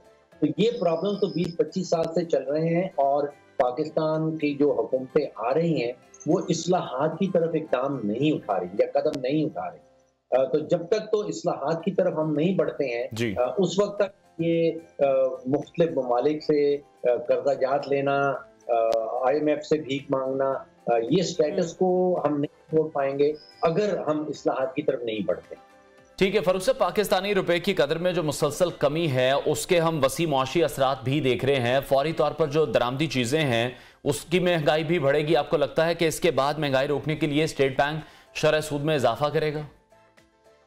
जी, मुझे दोनों बातें दुरुस्त लग रही हैं आपकी कि महंगाई भी मजीद आएगी और खासतौर पर जो खुराक की महंगाई है जो अभी हमें हुकूमती आदाद-ओ-शुमार बताते हैं कि कहीं 35% तक है, वो मेरा तखमीना ये है कि उसमें एटलीस्ट 10 से 15% इजाफा आ जाएगा।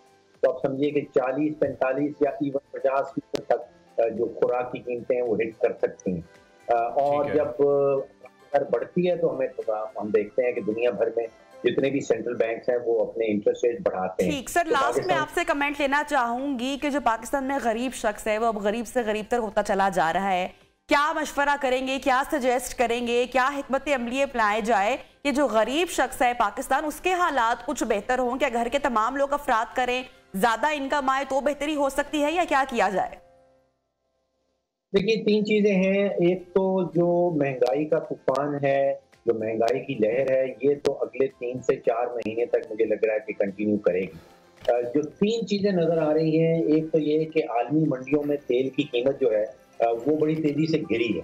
$120 का बैरल जो तेल था वो आज $80-85 का बिक रहा है। आपको पता है कि हम कोई $30 अरब की एनर्जी जो है वो इम्पोर्ट करते हैं। तो उसमें जो महंगाई का तूफान है, मुझे 3-4 महीनों के बाद भी थमता हुआ नजर आ रहा है। बहुत शुक्रिया माहिर मैशत फारूक सलीम हमारे साथ इन कॉन्वर्सेशन थे। प्रोग्राम में वक्त हुआ है ब्रेक का। हेडलाइंस ब्रेक के बाद आपको ज्वाइन करते हैं, साथ रहिए।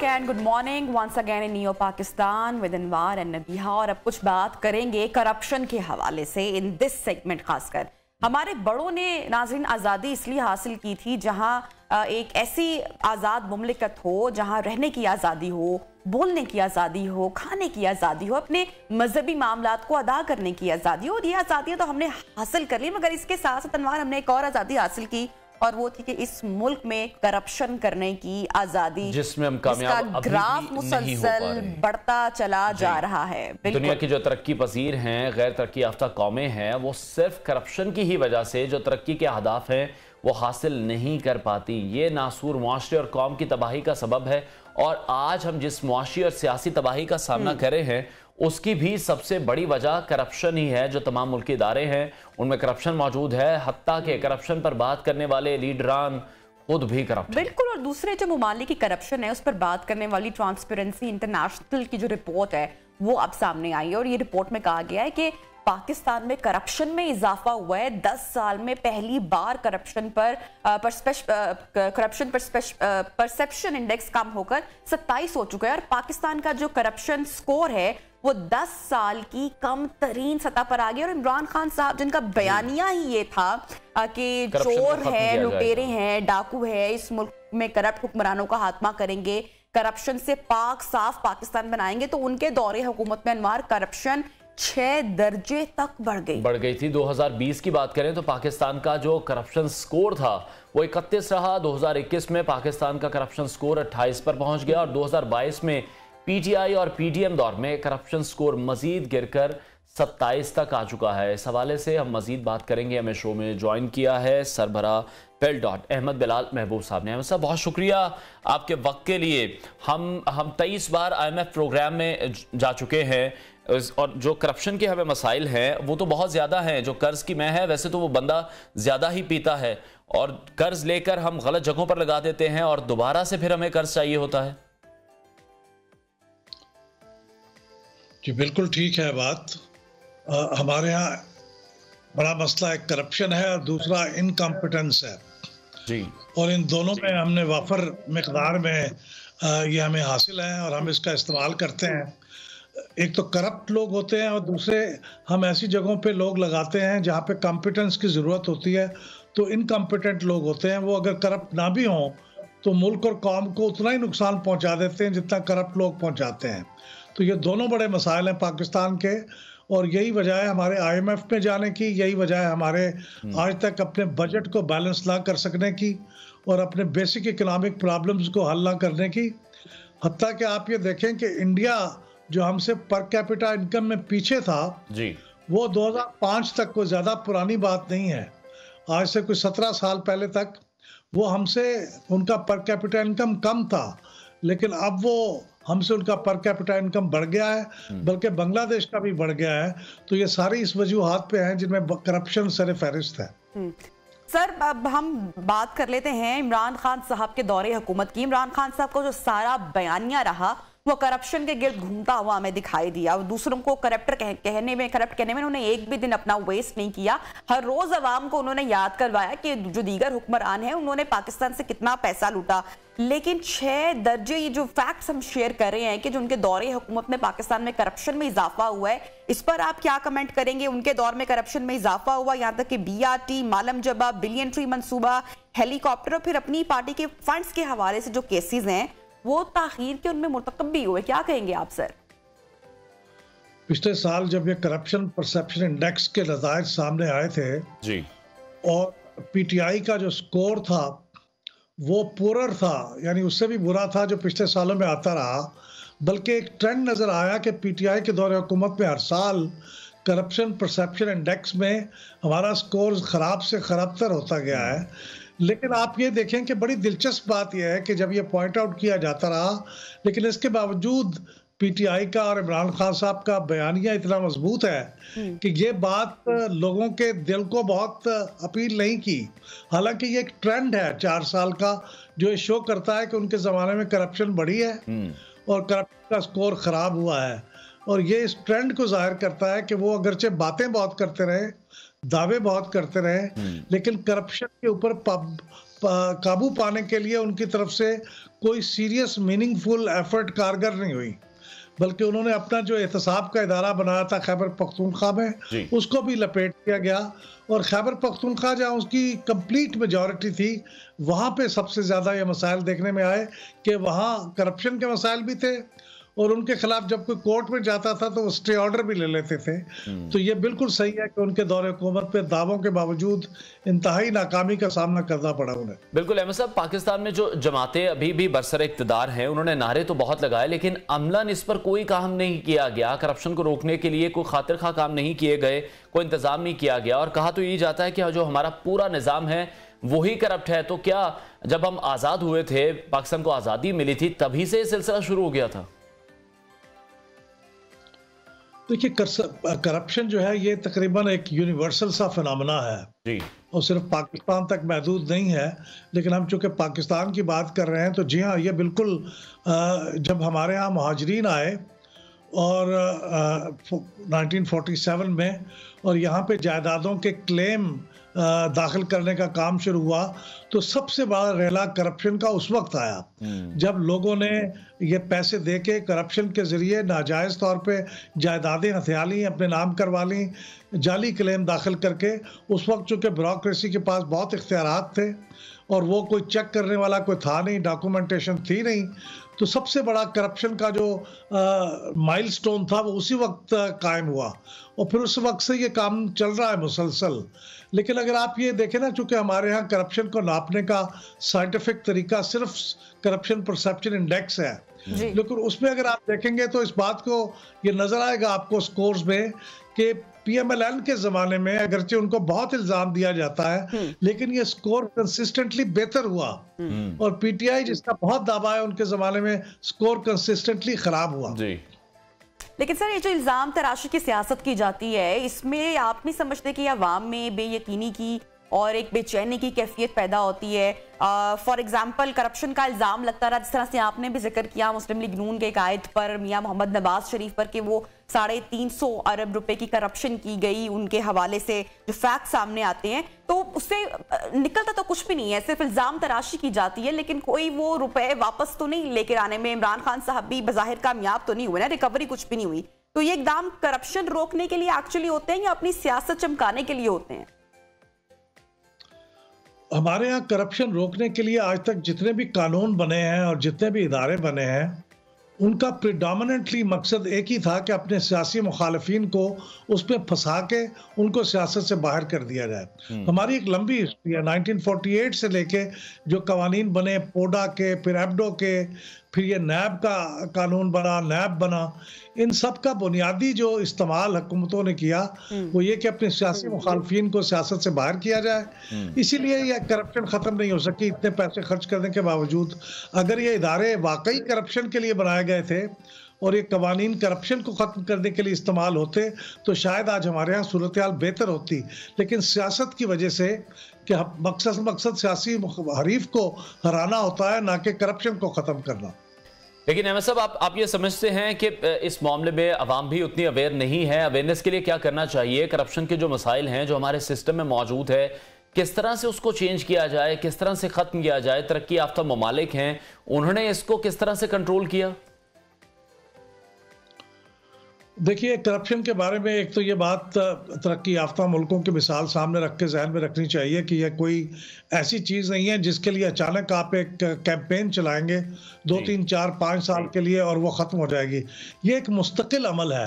आपको अपने इदारों को मजबूत करना पड़ेगा और उनको सियासत से पाक करना पड़ेगा। अब ये बहुत बड़ी बात है। अगर ये नैब को खुद इमरान खान साहब कह रहे हैं कि वो तो उनके कंट्रोल में नहीं थी और वाकई जो कुछ वो कर रही थी वो सियासत थी, वो सियासी मामलात में दखल दे रही थी, तो अब अगर आप इस तरह के इदारे बनाएंगे और उनको सियासत में मुलविस कर देंगे तो ज़ाहिर है करप्शन तो मज़ीद फैलेगी, इससे ख़त्म नहीं होगी। तो पहला काम यह है कि हमें अपने इदारे जो करप्शन को ख़त्म करने के लिए बनाए जाएंगे उनको एब्सोल्युटली सियासत से अलग रखना पड़ेगा और उनको अपना काम करते रहना देना चाहिए। लेकिन सर, तो पाकिस्तान 41वें नंबर पर आ चुका है। कितनी अलार्मिंग ये सिचुएशन है, इस हवाले से तो फौरी इक़दाम करने पड़ेंगे। और जो लोग करप्शन के केसेस में इन्वॉल्व होते हैं, हम देखते हैं कि जब हुकूमतें बदलती हैं तो वो लोग बरी हो जाते हैं, कोई उनके खिलाफ कार्रवाई नहीं होती है, किसी किस्म की कोई सजा नहीं मिल पाती है। तो एक एग्जाम्पल तो सेट करनी पड़ेगी माशरे में कि जो करप्शन करेगा उसको इतनी सख्त तरीन सजा होगी।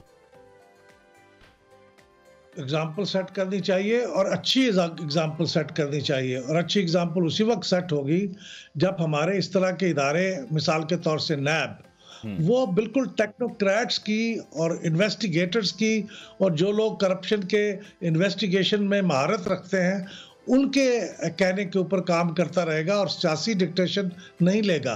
लेकिन हमारे यहाँ चूँकि सियासी डिक्टेशन है इसलिए फेक केसेस बनाए जाते हैं, जो ही अदालतों में पहुँचते हैं तो वो फिर साबित नहीं हो पाते।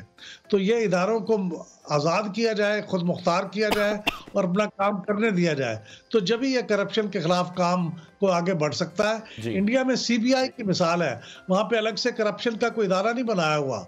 हमारे यहाँ भी एफआईए ये काम कर सकती थी, लेकिन हमने लोगों को चूँकि ये प्रोपेगेंडा ज़्यादा करना होता है, काम कम करना होता है, तो हम एक नया इदारा बना के लोगों के सामने अपनी ये प्रोपेगेंडा कर रहे थे कि देखिए हमने करप्शन पे कितना काम किया है। वरना यही काम एफआईए भी कर सकती थी अगर हम सिद्ध के दिल से काम कराना चाहते। तो इदारों को मजबूत और आज़ाद करना ये पहला स्टेप है करप्शन से निजात पाने के लिए। ठीक है मतलब, लेकिन रोजमर्रा की अगर हम रूटीन की बात करें, अभी भी हम देखते हैं कि लोगों में खौफ है थाना कल्चर को लेकर। उन्हें वो ये कहते हैं कि थाने में जाते हैं, उनसे पैसे मांगे जाते हैं, करप्शन वहां पर आम है। अगर हम प्रॉपर्टी बाइंग की तरफ जाते हैं, रजिस्ट्री इंतकाल कराने जाते हैं, वहां पर हमें पैसे देने पड़ते हैं। जो भी हम सरकारी इदारा निकाल लें, डेली बेसिस पर ये रूटीन, ये प्रैक्टिस हम देखते हैं। ये दुरुस्त है कि इस तरह के वाक़यात होते हैं, लेकिन ये जो लोग इस बात की शिकायत करते हैं, मैं निहायत माजरत के साथ ये कहूँ कि उनमें से बड़ी तादाद उन लोगों की होती है जो खुद भी नाजायज़ काम कर रहे होते हैं। वो प्रॉपर्टी की वैल्यू कम दिखाना चाहते हैं, टैक्स बचाना चाहते हैं, वो थानों में जाके गलत मुकदमे दर्ज कराना चाहते हैं। अगर वो बिल्कुल सही काम करा रहे हों तो फिर बहुत कम इम्कान होता है इस बात का कि पुलिस उनके ऊपर दबाव डाल के कोई करप्शन पैसे उनसे ऐंठे। लेकिन अगर वो गलत काम करने जाएंगे तो उसकी कीमत वो तलब करेंगे और फिर वो कीमत खुश होकर देते भी हैं क्योंकि उनको फ़ायदा ज़्यादा हो रहा होता है और उसकी कीमत कम अदा कर रहे होते हैं। तो ये दोनों तरफ मामला है। लेकिन मैं ये अर्ज़ करूँगा कि इसका तो इंस्टीट्यूशनल एड्रेस करना पड़ेगा। इक्का दुक्का वाक़यात जो हैं उनको बुनियाद बना के आप कोई नतीजा अखज़ नहीं कर सकते। लेकिन ये बात भी सही है कि जब वो इदारा अपना काम करे तो उसके ज़रिए से अगर किसी को कन्विक्ट हो तो फिर वो एक अच्छी मिसाल सामने बन के आएगी, दूसरे लोग भी खबरदार होंगे। बहुत शुक्रिया अहमद बिलाल, हमारे साथ इन कॉन्वर्सेशन थे। बहुत शुक्रिया, आपने टाइम दिया प्रोग्राम को। लेकिन सवाल यहाँ पर यह है कि जो हमारे मुल्की सियासतदान हैं वो इस पूरे अमल को शफाफ बनाने के लिए भी क्या कुछ कर रहे हैं? करप्शन पाकिस्तान को नासूर की तरह खा रही है, इससे बचने के लिए क्या इकदाम होने चाहिए? अहमद साहब ने हाईलाइट भी किया है, लेकिन अगर बर वक्त हमारे पॉलिटिशियंस की जानिब से या हुक्मरानों की जानिब से अनवार इस मसले को हल ना किया गया तो आने वाला वक्त होगा पाकिस्तान इस 41 नंबर से मजीद आगे बिल्कुल किसी न किसी को तो लीड करना ही होगा। आगे बढ़ते हैं और कुछ बात करते हैं मायूसी के हवाले से, जिसे बुरा तो इसलिए समझा जाता है क्योंकि आपसे कुछ भी करने की सलाहियत छीन ली जाती है। इस पर मजीद भी बात करेंगे इस ब्रेक के बाद।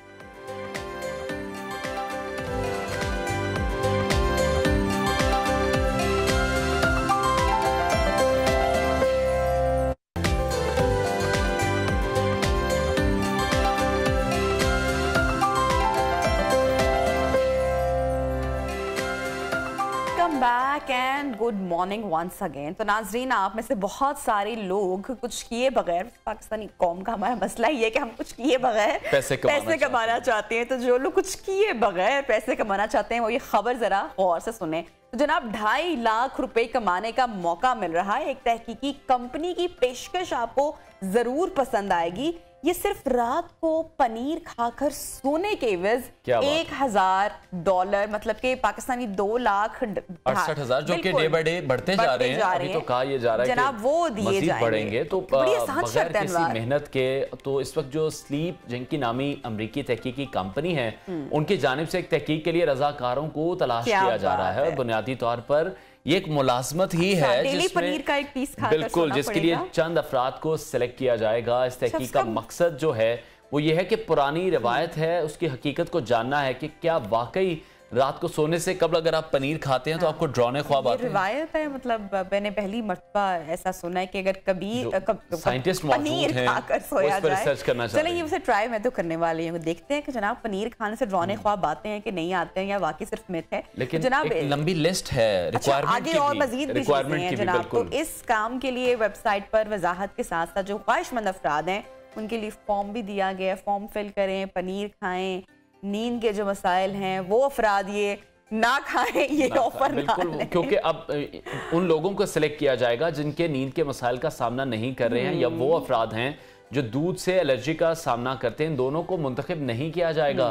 तो जो लोग भी सिलेक्ट होंगे उनको माहिरीन की जानिब से पनीर की मुख्तलिफ इकसाम की एक फहरिस्त फराहम की जाएगी जिनको उन्हें हर हफ्ते खाना होगा, एक रूटीन में आना पड़ेगा। बिल्कुल। और फिर पनीर खाकर सोने वाले ये रजाकार जब बेदार होंगे और अपने ख्वाबों को तहरीर करेंगे और नींद के मजमूई मयार के हवाले से बताएंगे तो ऑब्वियसली जो तहकीक है, रिसर्च है, इसमें मदद मिलेगी। तो इसका आगाज मार्च से होगा और इसका जो दौरानी है वो 3 माह का है और 3 माह तक ये प्रैक्टिस करनी पड़ेगी। और जो रजाकार जो कि इसमें इन्वॉल्व होंगे उनको मुफ्त पनीर के साथ साथ तहकीक के इख्तिताम पर $1,000 भी जनाब दिए बिल्कुल। और रजाकारों के इंतखाब के लिए चंद शराइत भी रखी गई हैं, जैसे हर फर्द की जो उम्र है वो कम से कम 21 साल होना जरूरी है।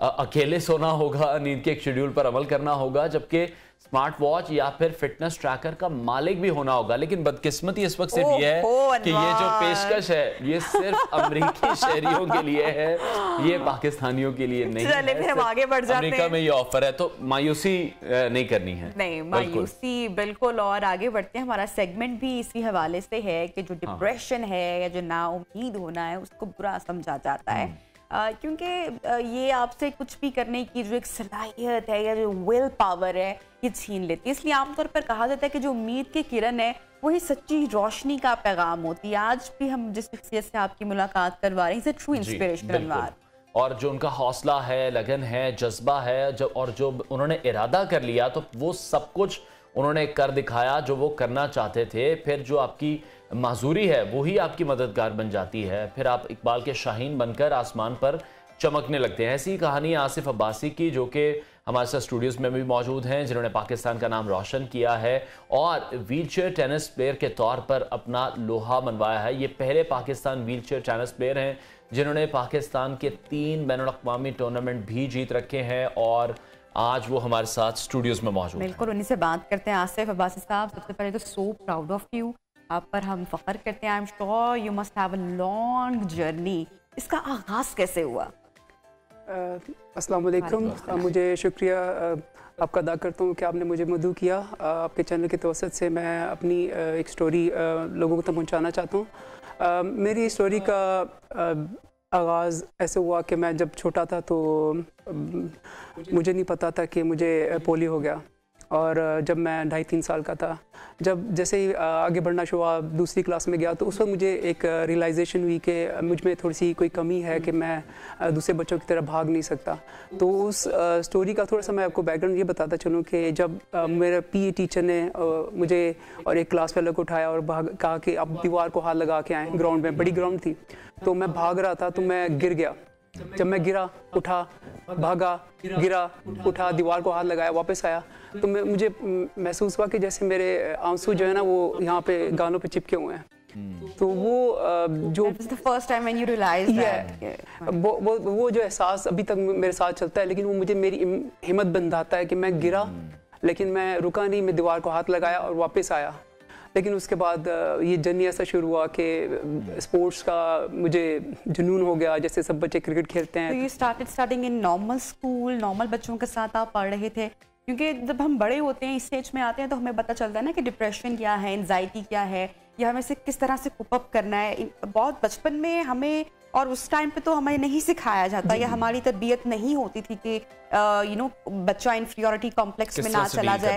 कैसे आपने डील किया, कब आपने इस बात को समझा दैट यू आर डिफरेंट, लेकिन आप कर सकते हो जो आपको करना है? जी, मुझे ये बताने में बड़ी खुशी महसूस होती है कि वो जो डिप्रेशन या एंजाइटी या वो एहसास कमतरी, वो मेरी कुव्वत बन गया। वो इस वजह से कि मैं थोड़ा सा शाय रहता था कि आगे नहीं बढ़ता था, लेकिन ये कि मुझे स्पोर्ट्स आती थी तो मैं अपना खुल के इजहार करता था। जितना मेरा फ्रस्ट्रेशन होती थी वो उसमें स्पोर्ट्स में निकल जाती थी, तो वो मेरी हिम्मत बन गया।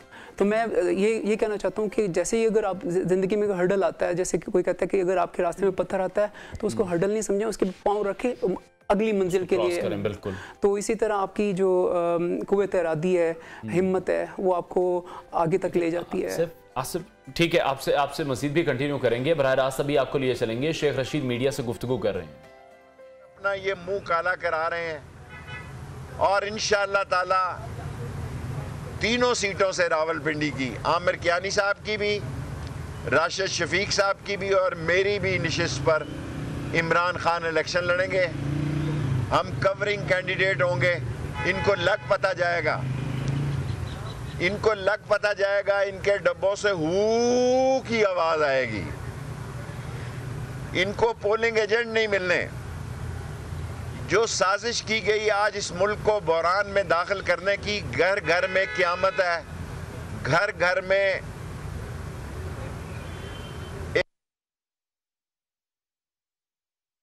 शेख रशीद मीडिया से गुफ्तगू कर रहे थे। उनका ये कहना था कि इन तीनों हलकों से इमरान खान ही इलेक्शन लड़ेंगे। दोबारा आपको लिए चलेंगे शेख रशीद की तरफ। हमारा मुतालबा है कि IMF की शराइत को ओपन किया जाए। हम ओवरसीज वोटों के लिए सुप्रीम कोर्ट गए हैं। इंशाअल्लाह 1 करोड़ लोगों को वोट का हक मिलेगा, और हम निगरान वजीर आला के खिलाफ भी गए हुए हैं। और अगर इलेक्शन की डेट 1-2 दिन में पंजाब ने ना दी तो ये आईनी हक है कि 90 दिनों में इलेक्शन कराए जाएं। अच्छी बात है कि KPK में इलेक्शन की तारीख आ गई है, पंजाब में भी ये तारीख दी जाए। हमने अपने वकला सरदार राज़क साहब आज नहीं तशरीफ़ ला सके, नईम हैदर साहब से और इंतज़ार हुसैन साहब ने एतराज़ दाखिल किया है कि पुलिस हमें तलब नहीं कर सकती। और नईम हैदर साहब जब थाने में गए तो उन्होंने बयान लेने से इनकारी कर दिया। बदमाशी की इंतहा है। थानों के अंदर गुंडागर्दी है, अपने SHOs लगाए गए हैं, और पसंदीदा लोगों को लगा के अगर ये समझते हैं कि कानून खामोश तमाशाई बना रहेगा तो ये इनकी कमअक्ली है। हमें पूरी उम्मीद है कि अल्लाह के हुक्म से हमें इंसाफ मिलेगा। इंसाफ, आइन और कानून हमारा हक है। और ख़ुद आर्मी चीफ ने कहा कि माशी इस्तेहकाम ही कौमी सलामती की ज़ामिन है, और मुल्क इंतहाई ख़तरनाक मोड़ पर चला गया है। मुल्क को बचाने का एक ही तरीका है कि इलेक्शन करवाए जाएं। हमारे जेल में जाने से कोई फ़र्क नहीं पड़ता। एक दिन में शेख रशीद मीडिया से गुफ्तगू कर रहे थे। प्रोग्राम को आगे बढ़ाते हैं और एक बार फिर से बात करते हैं आसिफ से। आसिफ, ये बताएगा कि टेनिस बिल्कुल भी आसान खेल नहीं है, तो इसकी तरफ तवज्जो कैसे गई और यही कैसे डिसाइड किया कि यही खेलना है? इस आपके सवाल का जवाब देने से पहले मैं एक चीज़ बताना चाहता हूँ कि मेरे जो पेरेंट्स हैं, माँ बाप हैं, उन्होंने उस वक्त मेरा बड़ा हौसला बढ़ाया और कभी मुझे महसूस नहीं होने दिया कि कोई डिसेबिलिटी है। उन्होंने यही कहा कि आपका कोई डिसेबिलिटी नहीं है, आप कर सकते हो। तो मैं अपने दोस्तों, अपने माँ बाप को ये क्रेडिट देना चाहता हूँ। उसके बाद मैं आपके सवाल की तरफ आता हूँ कि वाकई tennis itself very difficult to play, खेलने के लिए बड़ा मुश्किल होता है। लेकिन मुझे क्योंकि मेरा जब मैं इस्लामाबाद में गया इस सिलसिले में, लाहौर से मूव करके रिस्क की तलाश में, तो मुझे टेनिस कोचिंग की ही जॉब मिल गई। तो बचपन में टेनिस कोच भी करवाते, खेलते इस तरह। तो जब ये मेरा जर्नी शुरू हो गया तो मुझे चांस मिला बाहर जाने का। मैं यूके 2010 या 2006 में गया, 2008 में गया और फिर 2010 में। तो वहाँ मैंने देखा कि वहाँ पे टेनिस की बहुत सारी सहूलतें हैं, टेनिस कोर्ट्स हैं, आपको पब्लिक वहाँ पे। फिर मुझे 2010 जब वो शुरू किया, टेनिस कोचिंग कर रहा था वहाँ लोकल काउंसिल के साथ, ये मेरा काम था। तो 2016 में मुझे चोट लग गई, मुझे इंजरी, मेरी डिसेबिलिटी भी थी, ऊपर से चोट लग गई। तो वो एक रिकवरी का पीरियड था। तो उसमें मैं बड़ा डिप्रेस हो गया और एंग्जाइटी, और मुझे रात को नींद नहीं आती थी कि मैं तो ख़त्म हो गया, आगे डिसेबिलिटी है, कुछ भी नहीं कर। तो वहाँ पे एक लेजर सेंटर में व्हीलचेयर टेनिस बास्केटबॉल हो रहा था। तो मैंने उस बंदे से पूछा कि मैं ट्राई करना चाहता हूँ। क्यों नहीं। वो व्हीलचेयर टेनिस शुरू की, बास्केटबॉल शुरू की। उसके बाद मैंने कहा टेनिस खेलते हैं, कोर्ट में गए। और मैंने कहा मेरे पास व्हीलचेयर नहीं है। तो उसने कहा आप ले लो, उधार ले लो। तो मैं घर में ले जाता, कमरे में ले जाके, तो मैं आगे पीछे करता रहता था और प्रैक्टिस करता। मैं आपने अकेले सोलो ही आपकी जर्नी रही खुद से, क्योंकि obviously it's a tough game, आसान गेम नहीं है। तो अकेले आप व्हीलचेयर पे प्रैक्टिस करते रहते हैं उसकी? जी मैं लोगों को हौसला देना चाहता हूँ कि अगर आपके अंदर विल हो तो करने के लिए कोई भी मजदूरी यहाँ पे है, आपकी जिस्म के साथ नहीं है। मतलब अगर आप करना चाहते हैं तो आप कर सकते हैं। तो वो मैं प्रैक्टिस करता रहता था और फिर हम टेनिस कोर्ट में गए, वहाँ प्रैक्टिस की, अकेले अपनी बॉल फेंकता था और हिट करता था, क्योंकि मेरा बैकग्राउंड टेनिस का ही था। तो इस तरह फिर मेरा सफ़र शुरू हुआ। तो मैंने नेशनल टूर्नामेंट खेलना शुरू कर दिया वहाँ पे। तो आप यकीन 3 सालों में मैंने 17 टूर्नामेंट में शिरकत की और 17 में से 16 जीते, जो कि लोग परेशान हो गए कहाँ से आ गया है और जीते जा रहा है। और 3 दफ़ा मैंने best player of the year award nationals में जीता वहाँ पे। तो पाकिस्तान में अभी जिस तरह से हम ब्रेक में भी बात कर रहे थे वहाँ पे कि व्हीलचेयर टेनिस टूर्नामेंट हैं, वो कितना फ्रीक्वेंटली हो रहे हैं? बहुत अच्छा सवाल है कि हमें इस थोड़े टूर्नामेंट बढ़ाने की ज़रूरत है। कराची में सिंध टेनिस वो कर रहे हैं, बच्चों के लिए 4-6 लोग, उनका ग्रुप अच्छा चल रहा है। इसके बाद उन्होंने लाहौर में शुरू करने की है, बागी जनाब में टेनिस कोर्ट्स हैं, वहाँ पे उन्होंने व्हीलचेयर्स थोड़ी सी प्रोवाइड की हैं फिर इस्लामाबाद में।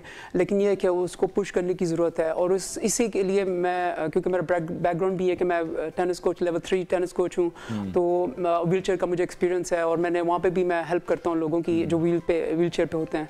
तो मैं आपके प्रोग्राम की तवज्जुह से ये बात बताना चाहता हूँ कि अगर मेरी किसी भी जगह अगर प्रोग्राम शुरू करने में, तो मैं अवेलेबल हूँ, हाजिर हूँ। और बल्कि मैं तो ये चाहता हूँ कि जो दूसरे अदारे हैं जहाँ पे लोगों को दूसरे स्किल्स के साथ सिखाया जाता है, हुनर सिखाए जाते हैं, उसमें ये व्हीलचेयर टेनिस का भी एक रिकवरी और रिहेबिलिटेशन के लिए भी हम इसको इस्तेमाल कर सकते हैं। और इसके साथ साथ हम दुनिया में इसको पाकिस्तान का नाम आगे ले जाने के लिए इस्तेमाल कर सकते हैं और उनको इंडिपेंडेंस दे सकते हैं कि वो इसको भी एक पेशे की तरह इस्तेमाल कर सकते हैं, मतलब लिविंग।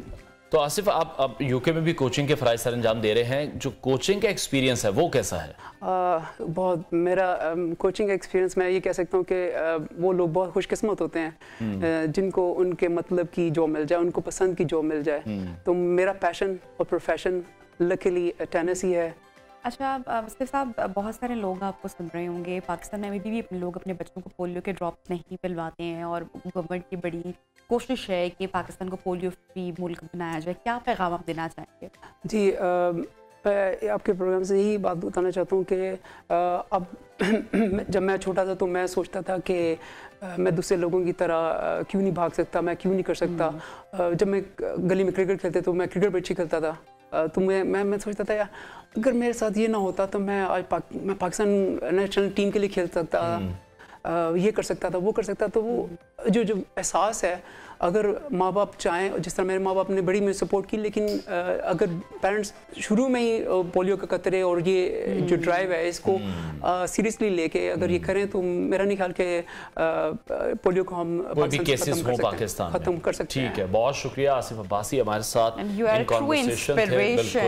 टेनिस प्लेयर, उन्होंने हमें ज्वाइन किया और जिस तरह से उनकी स्टोरी है तो हम सबको ये सीखने की ज़रूरत है कि जो अगर जो अफराद हमारे दरमियान मौजूद हैं उनको किसी भी किस्म की माजूरी है तो उसको वो अपनी हार ना समझें, उसको वो अपने लिए एक ताकत बनाएं और लड़ें अपने लिए। जिस तरह से हमने देखा आसिफ की बड़ी इंस्पिरेशनल स्टोरी थी, अब वो कोचिंग भी कर रहे हैं और जिस तरह से वो बाहर लोगों को भी सिखा रहे हैं और जो टेनिस है वो वैसे ही इतना डिफिकल्ट है। किसी भी इंसान की जो वीकनेस है अगर वही उसकी स्ट्रेंथ बन जाए, जैसे कि आसिफ साहब कह रहे थे कि जो डिसेबिलिटी है वो फिजिकल नहीं होती, वो मेंटली होती है। तो अगर आपके विल पावर इतनी आप स्ट्रॉन्ग हो तो आप कुछ भी अचीव कर सकते हो। और एक जीती जागती मिसाल से हमने आपको मिलवाया है जिन्होंने मेहनत की, स्ट्रगल भी की और जो उनके गोल्स थे लाइफ में वो उन्होंने अचीव किए हैं। हुकूमत पाकिस्तान को भी चाहिए कि इस तरह के जो टूर्नामेंट्स हैं उनका इनकाद लाजमी करते रहना चाहिए ताकि जो एप्रिसिएशन है वो इन तमाम अफराद को लाजमी मिलनी चाहिए। आम खबर अभी एक शामिल करेंगे अपने नाज़रीन के साथ। Army chief general Syed Asim Munir से अमरीकी सेंटकॉम के सरबराह से रब्ता हुआ है इस वक्त और सेंटकॉम के कमांडर जनरल माइकल कोरेला का पेशावर में दहशतगर्द हमले के मुतासरा ख़ानदानों से उन्होंने इजहार ताज़ियत की है। पाक अमरीका अस्करी क़यादत ने इंसदाद दहशतगर्दी और सरहदी उमूर पर गुफ्तगू की है।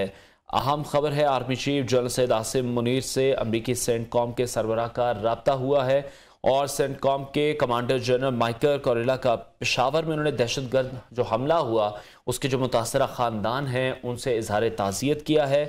पाकिस्तान अमरीका अस्करी क़यादत ने इंसदाद दहशतगर्दी और सरहदी उमूर पर बिल्कुल दहशतगर्दी का अफसोसनाक तरीन वाक़या सानिहा पेश आया। पेशावर में 100 से ज़ायद अफराद शहीद हुए, 170 के करीब अफराद ज़ख्मी हुए। इस हवाले से अब army chief general Syed Asim Munir का अमरीकी सेंटकॉम के सरबराह से रब्ता हुआ है और इजहार ताज़ियत किया गया है। सेंटकॉम के कमांडर जनरल माइकल कोरेला ने पेशावर दहशतगर्दी का जो वाक़या सानिया सामने आया मुतासरा ख़ानदानों से इजहार ताज़ियत की है और पाक अमरीका अस्करी क़यादत ने इंसदाद दहशतगर्दी और सरहदी अमूर पर गुफ्तगू भी की है।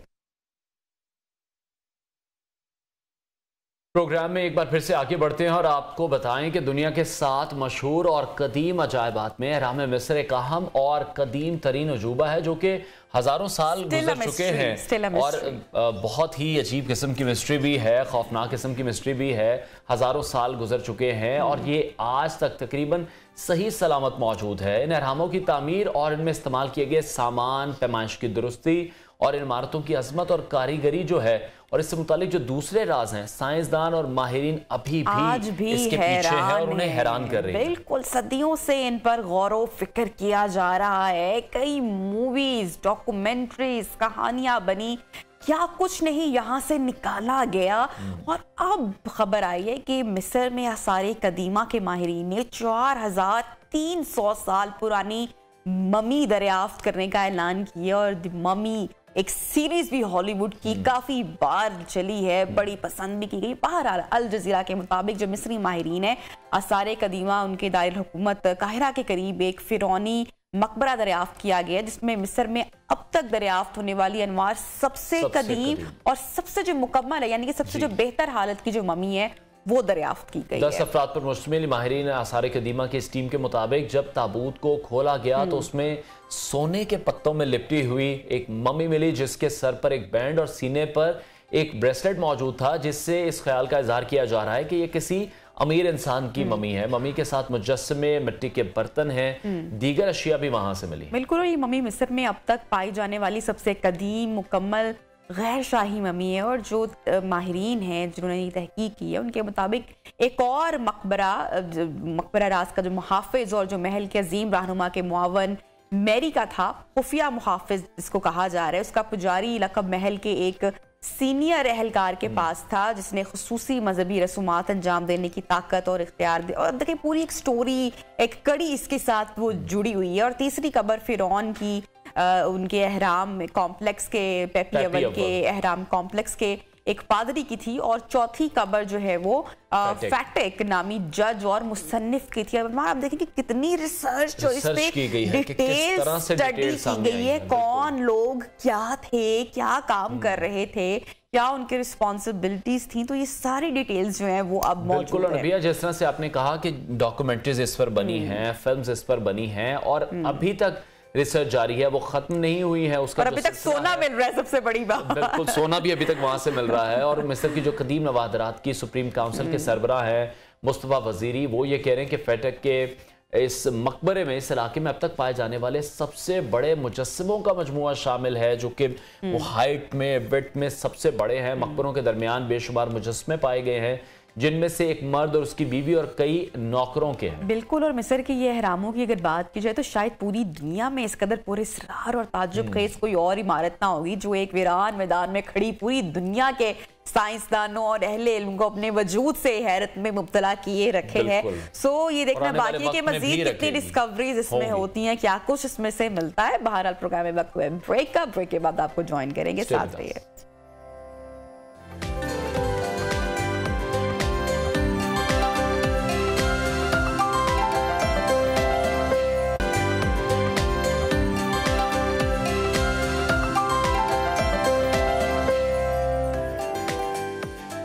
Welcome back and good morning once again. Programme के इस हिस्से में हम बात करेंगे बच्चों की हेल्थ के हवाले से, बच्चों की सेहत के हवाले से। बहुत ज़रूरी है जब एक बच्चा दुनिया में आता है तो कोई बाय बर्थ किसी किस्म की कोई उसमें डिसेबिलिटी ना हो, उसकी सेहत ठीक हो, बच्चा सेहतमंद हो।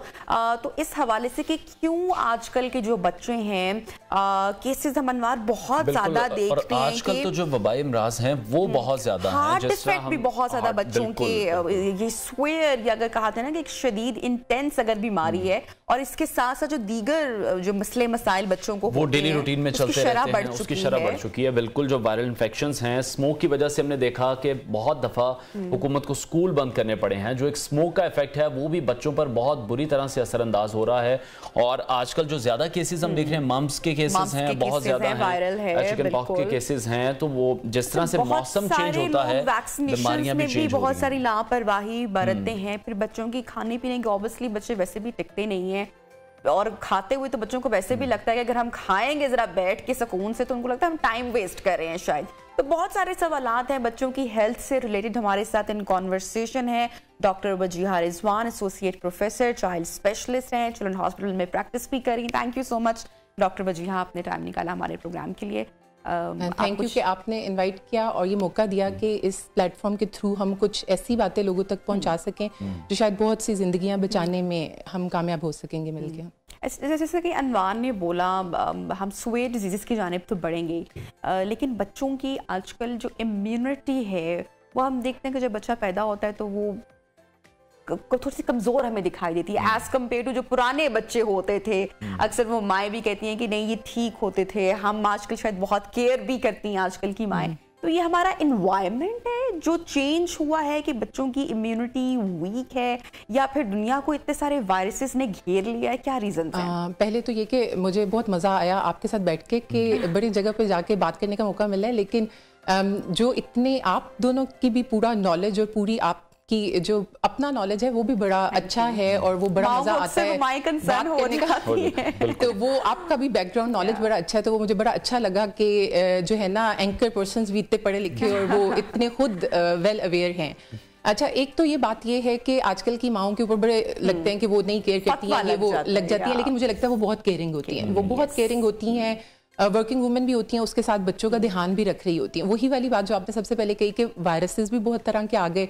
जब एंटीबायोटिक को हम बिल्कुल आम, जब आपको इन्फेक्शन हुआ ज़रूरी नहीं है कि आपको एंटीबायोटिक की ज़रूरत है। एंटीबायोटिक एक आपका ऐसा है तैयार है जिसे आपने वक्त आने पे इस्तेमाल करना है। अगर गैर ज़रूरी तौर पे आप इस्तेमाल कर लेंगे वो बुलेट्स, तो जब वक्त आएगा तो वो काम आपके पास होंगी नहीं, या वो मौसर नहीं आएंगी, क्योंकि जब आप गैर जरूरी तौर पे बच्चे को एंटीबायोटिक देना शुरू कर देते हैं तो उसकी बॉडी उससे रेजिस्टेंट होना शुरू हो जाती है।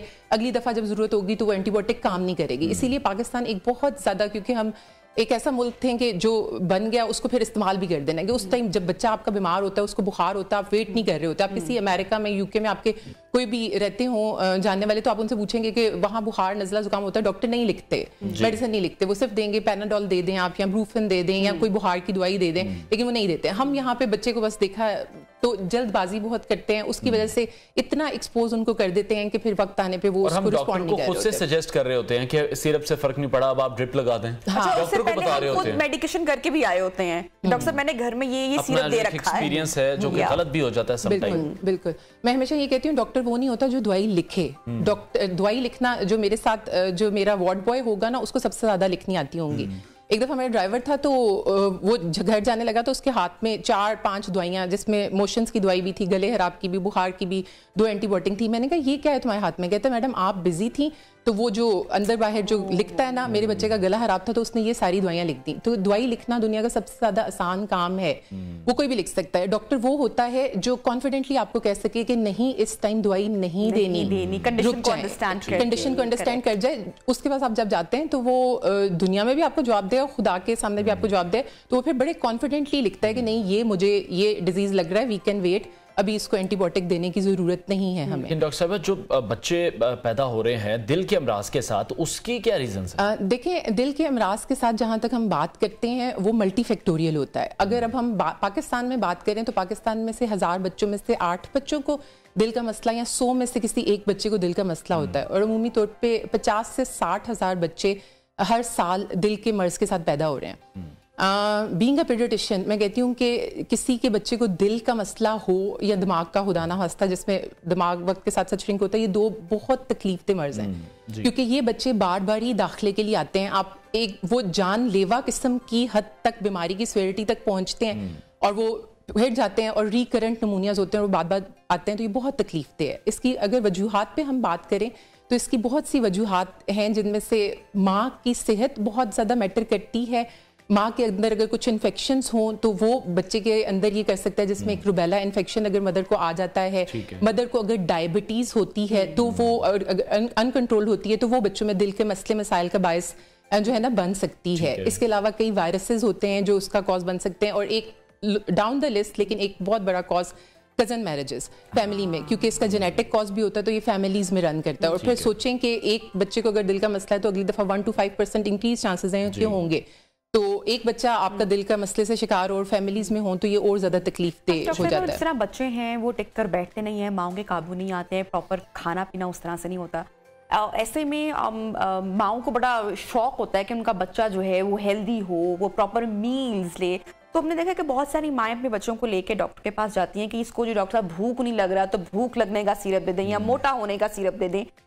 क्या ये सही है? देखें जब भी वो फिर वही वाली बात कि मैं हमेशा अपने पेशेंट्स को एक बात कहती हूँ कि आपको कमज़ोर लगता है क्योंकि आप माँ बाप की नज़र से देखते हैं। तो वो तो अभी आप दोनों के माँ बाप भी होंगे तो उनको लगता होगा कि मेरा बेटा तो कमज़ोर हो गया, ये तो कुछ खाता नहीं है। तो वो एक अगर उसका हमारे पास WHO के CDC के ग्रोथ चार्ट्स होते हैं, तो अगर तो आपका बच्चा उसके अकॉर्डिंगली ठीक है, यानी कि वो हेल्दी है। चबी बच्चे में और हेल्दी बच्चे में डिफरेंस होता है। जो चबी होते हैं, अब जो हम बात करते हैं, जिस तरह से मेल न्यूट्रिशन कमजोर होने है उसी तरह से ओबेसिटी वो बहुत बड़ी प्रॉब्लम है। अगर बच्चे बचपन में ओबीज हो जाते हैं तो इनमें आगे जाके कार्डियक रिस्क ज्यादा हो जाते हैं। सवाल जो कि हमने डॉक्टर वजीहा रिजवान से पूछे थे, लेकिन इंशाल्लाह जब हमारी नेक्स्ट टाइम कॉन्वर्सेशन होगी तो बहुत सारे सवाल उनके जवाब वक्त की कमी की वजह से प्रोग्राम को हमें वाइंड अप करना है। इंशाल्लाह आपसे होगी कल मुलाकात। अपना बहुत सारा ख्याल रखिए। अल्लाह हाफिज।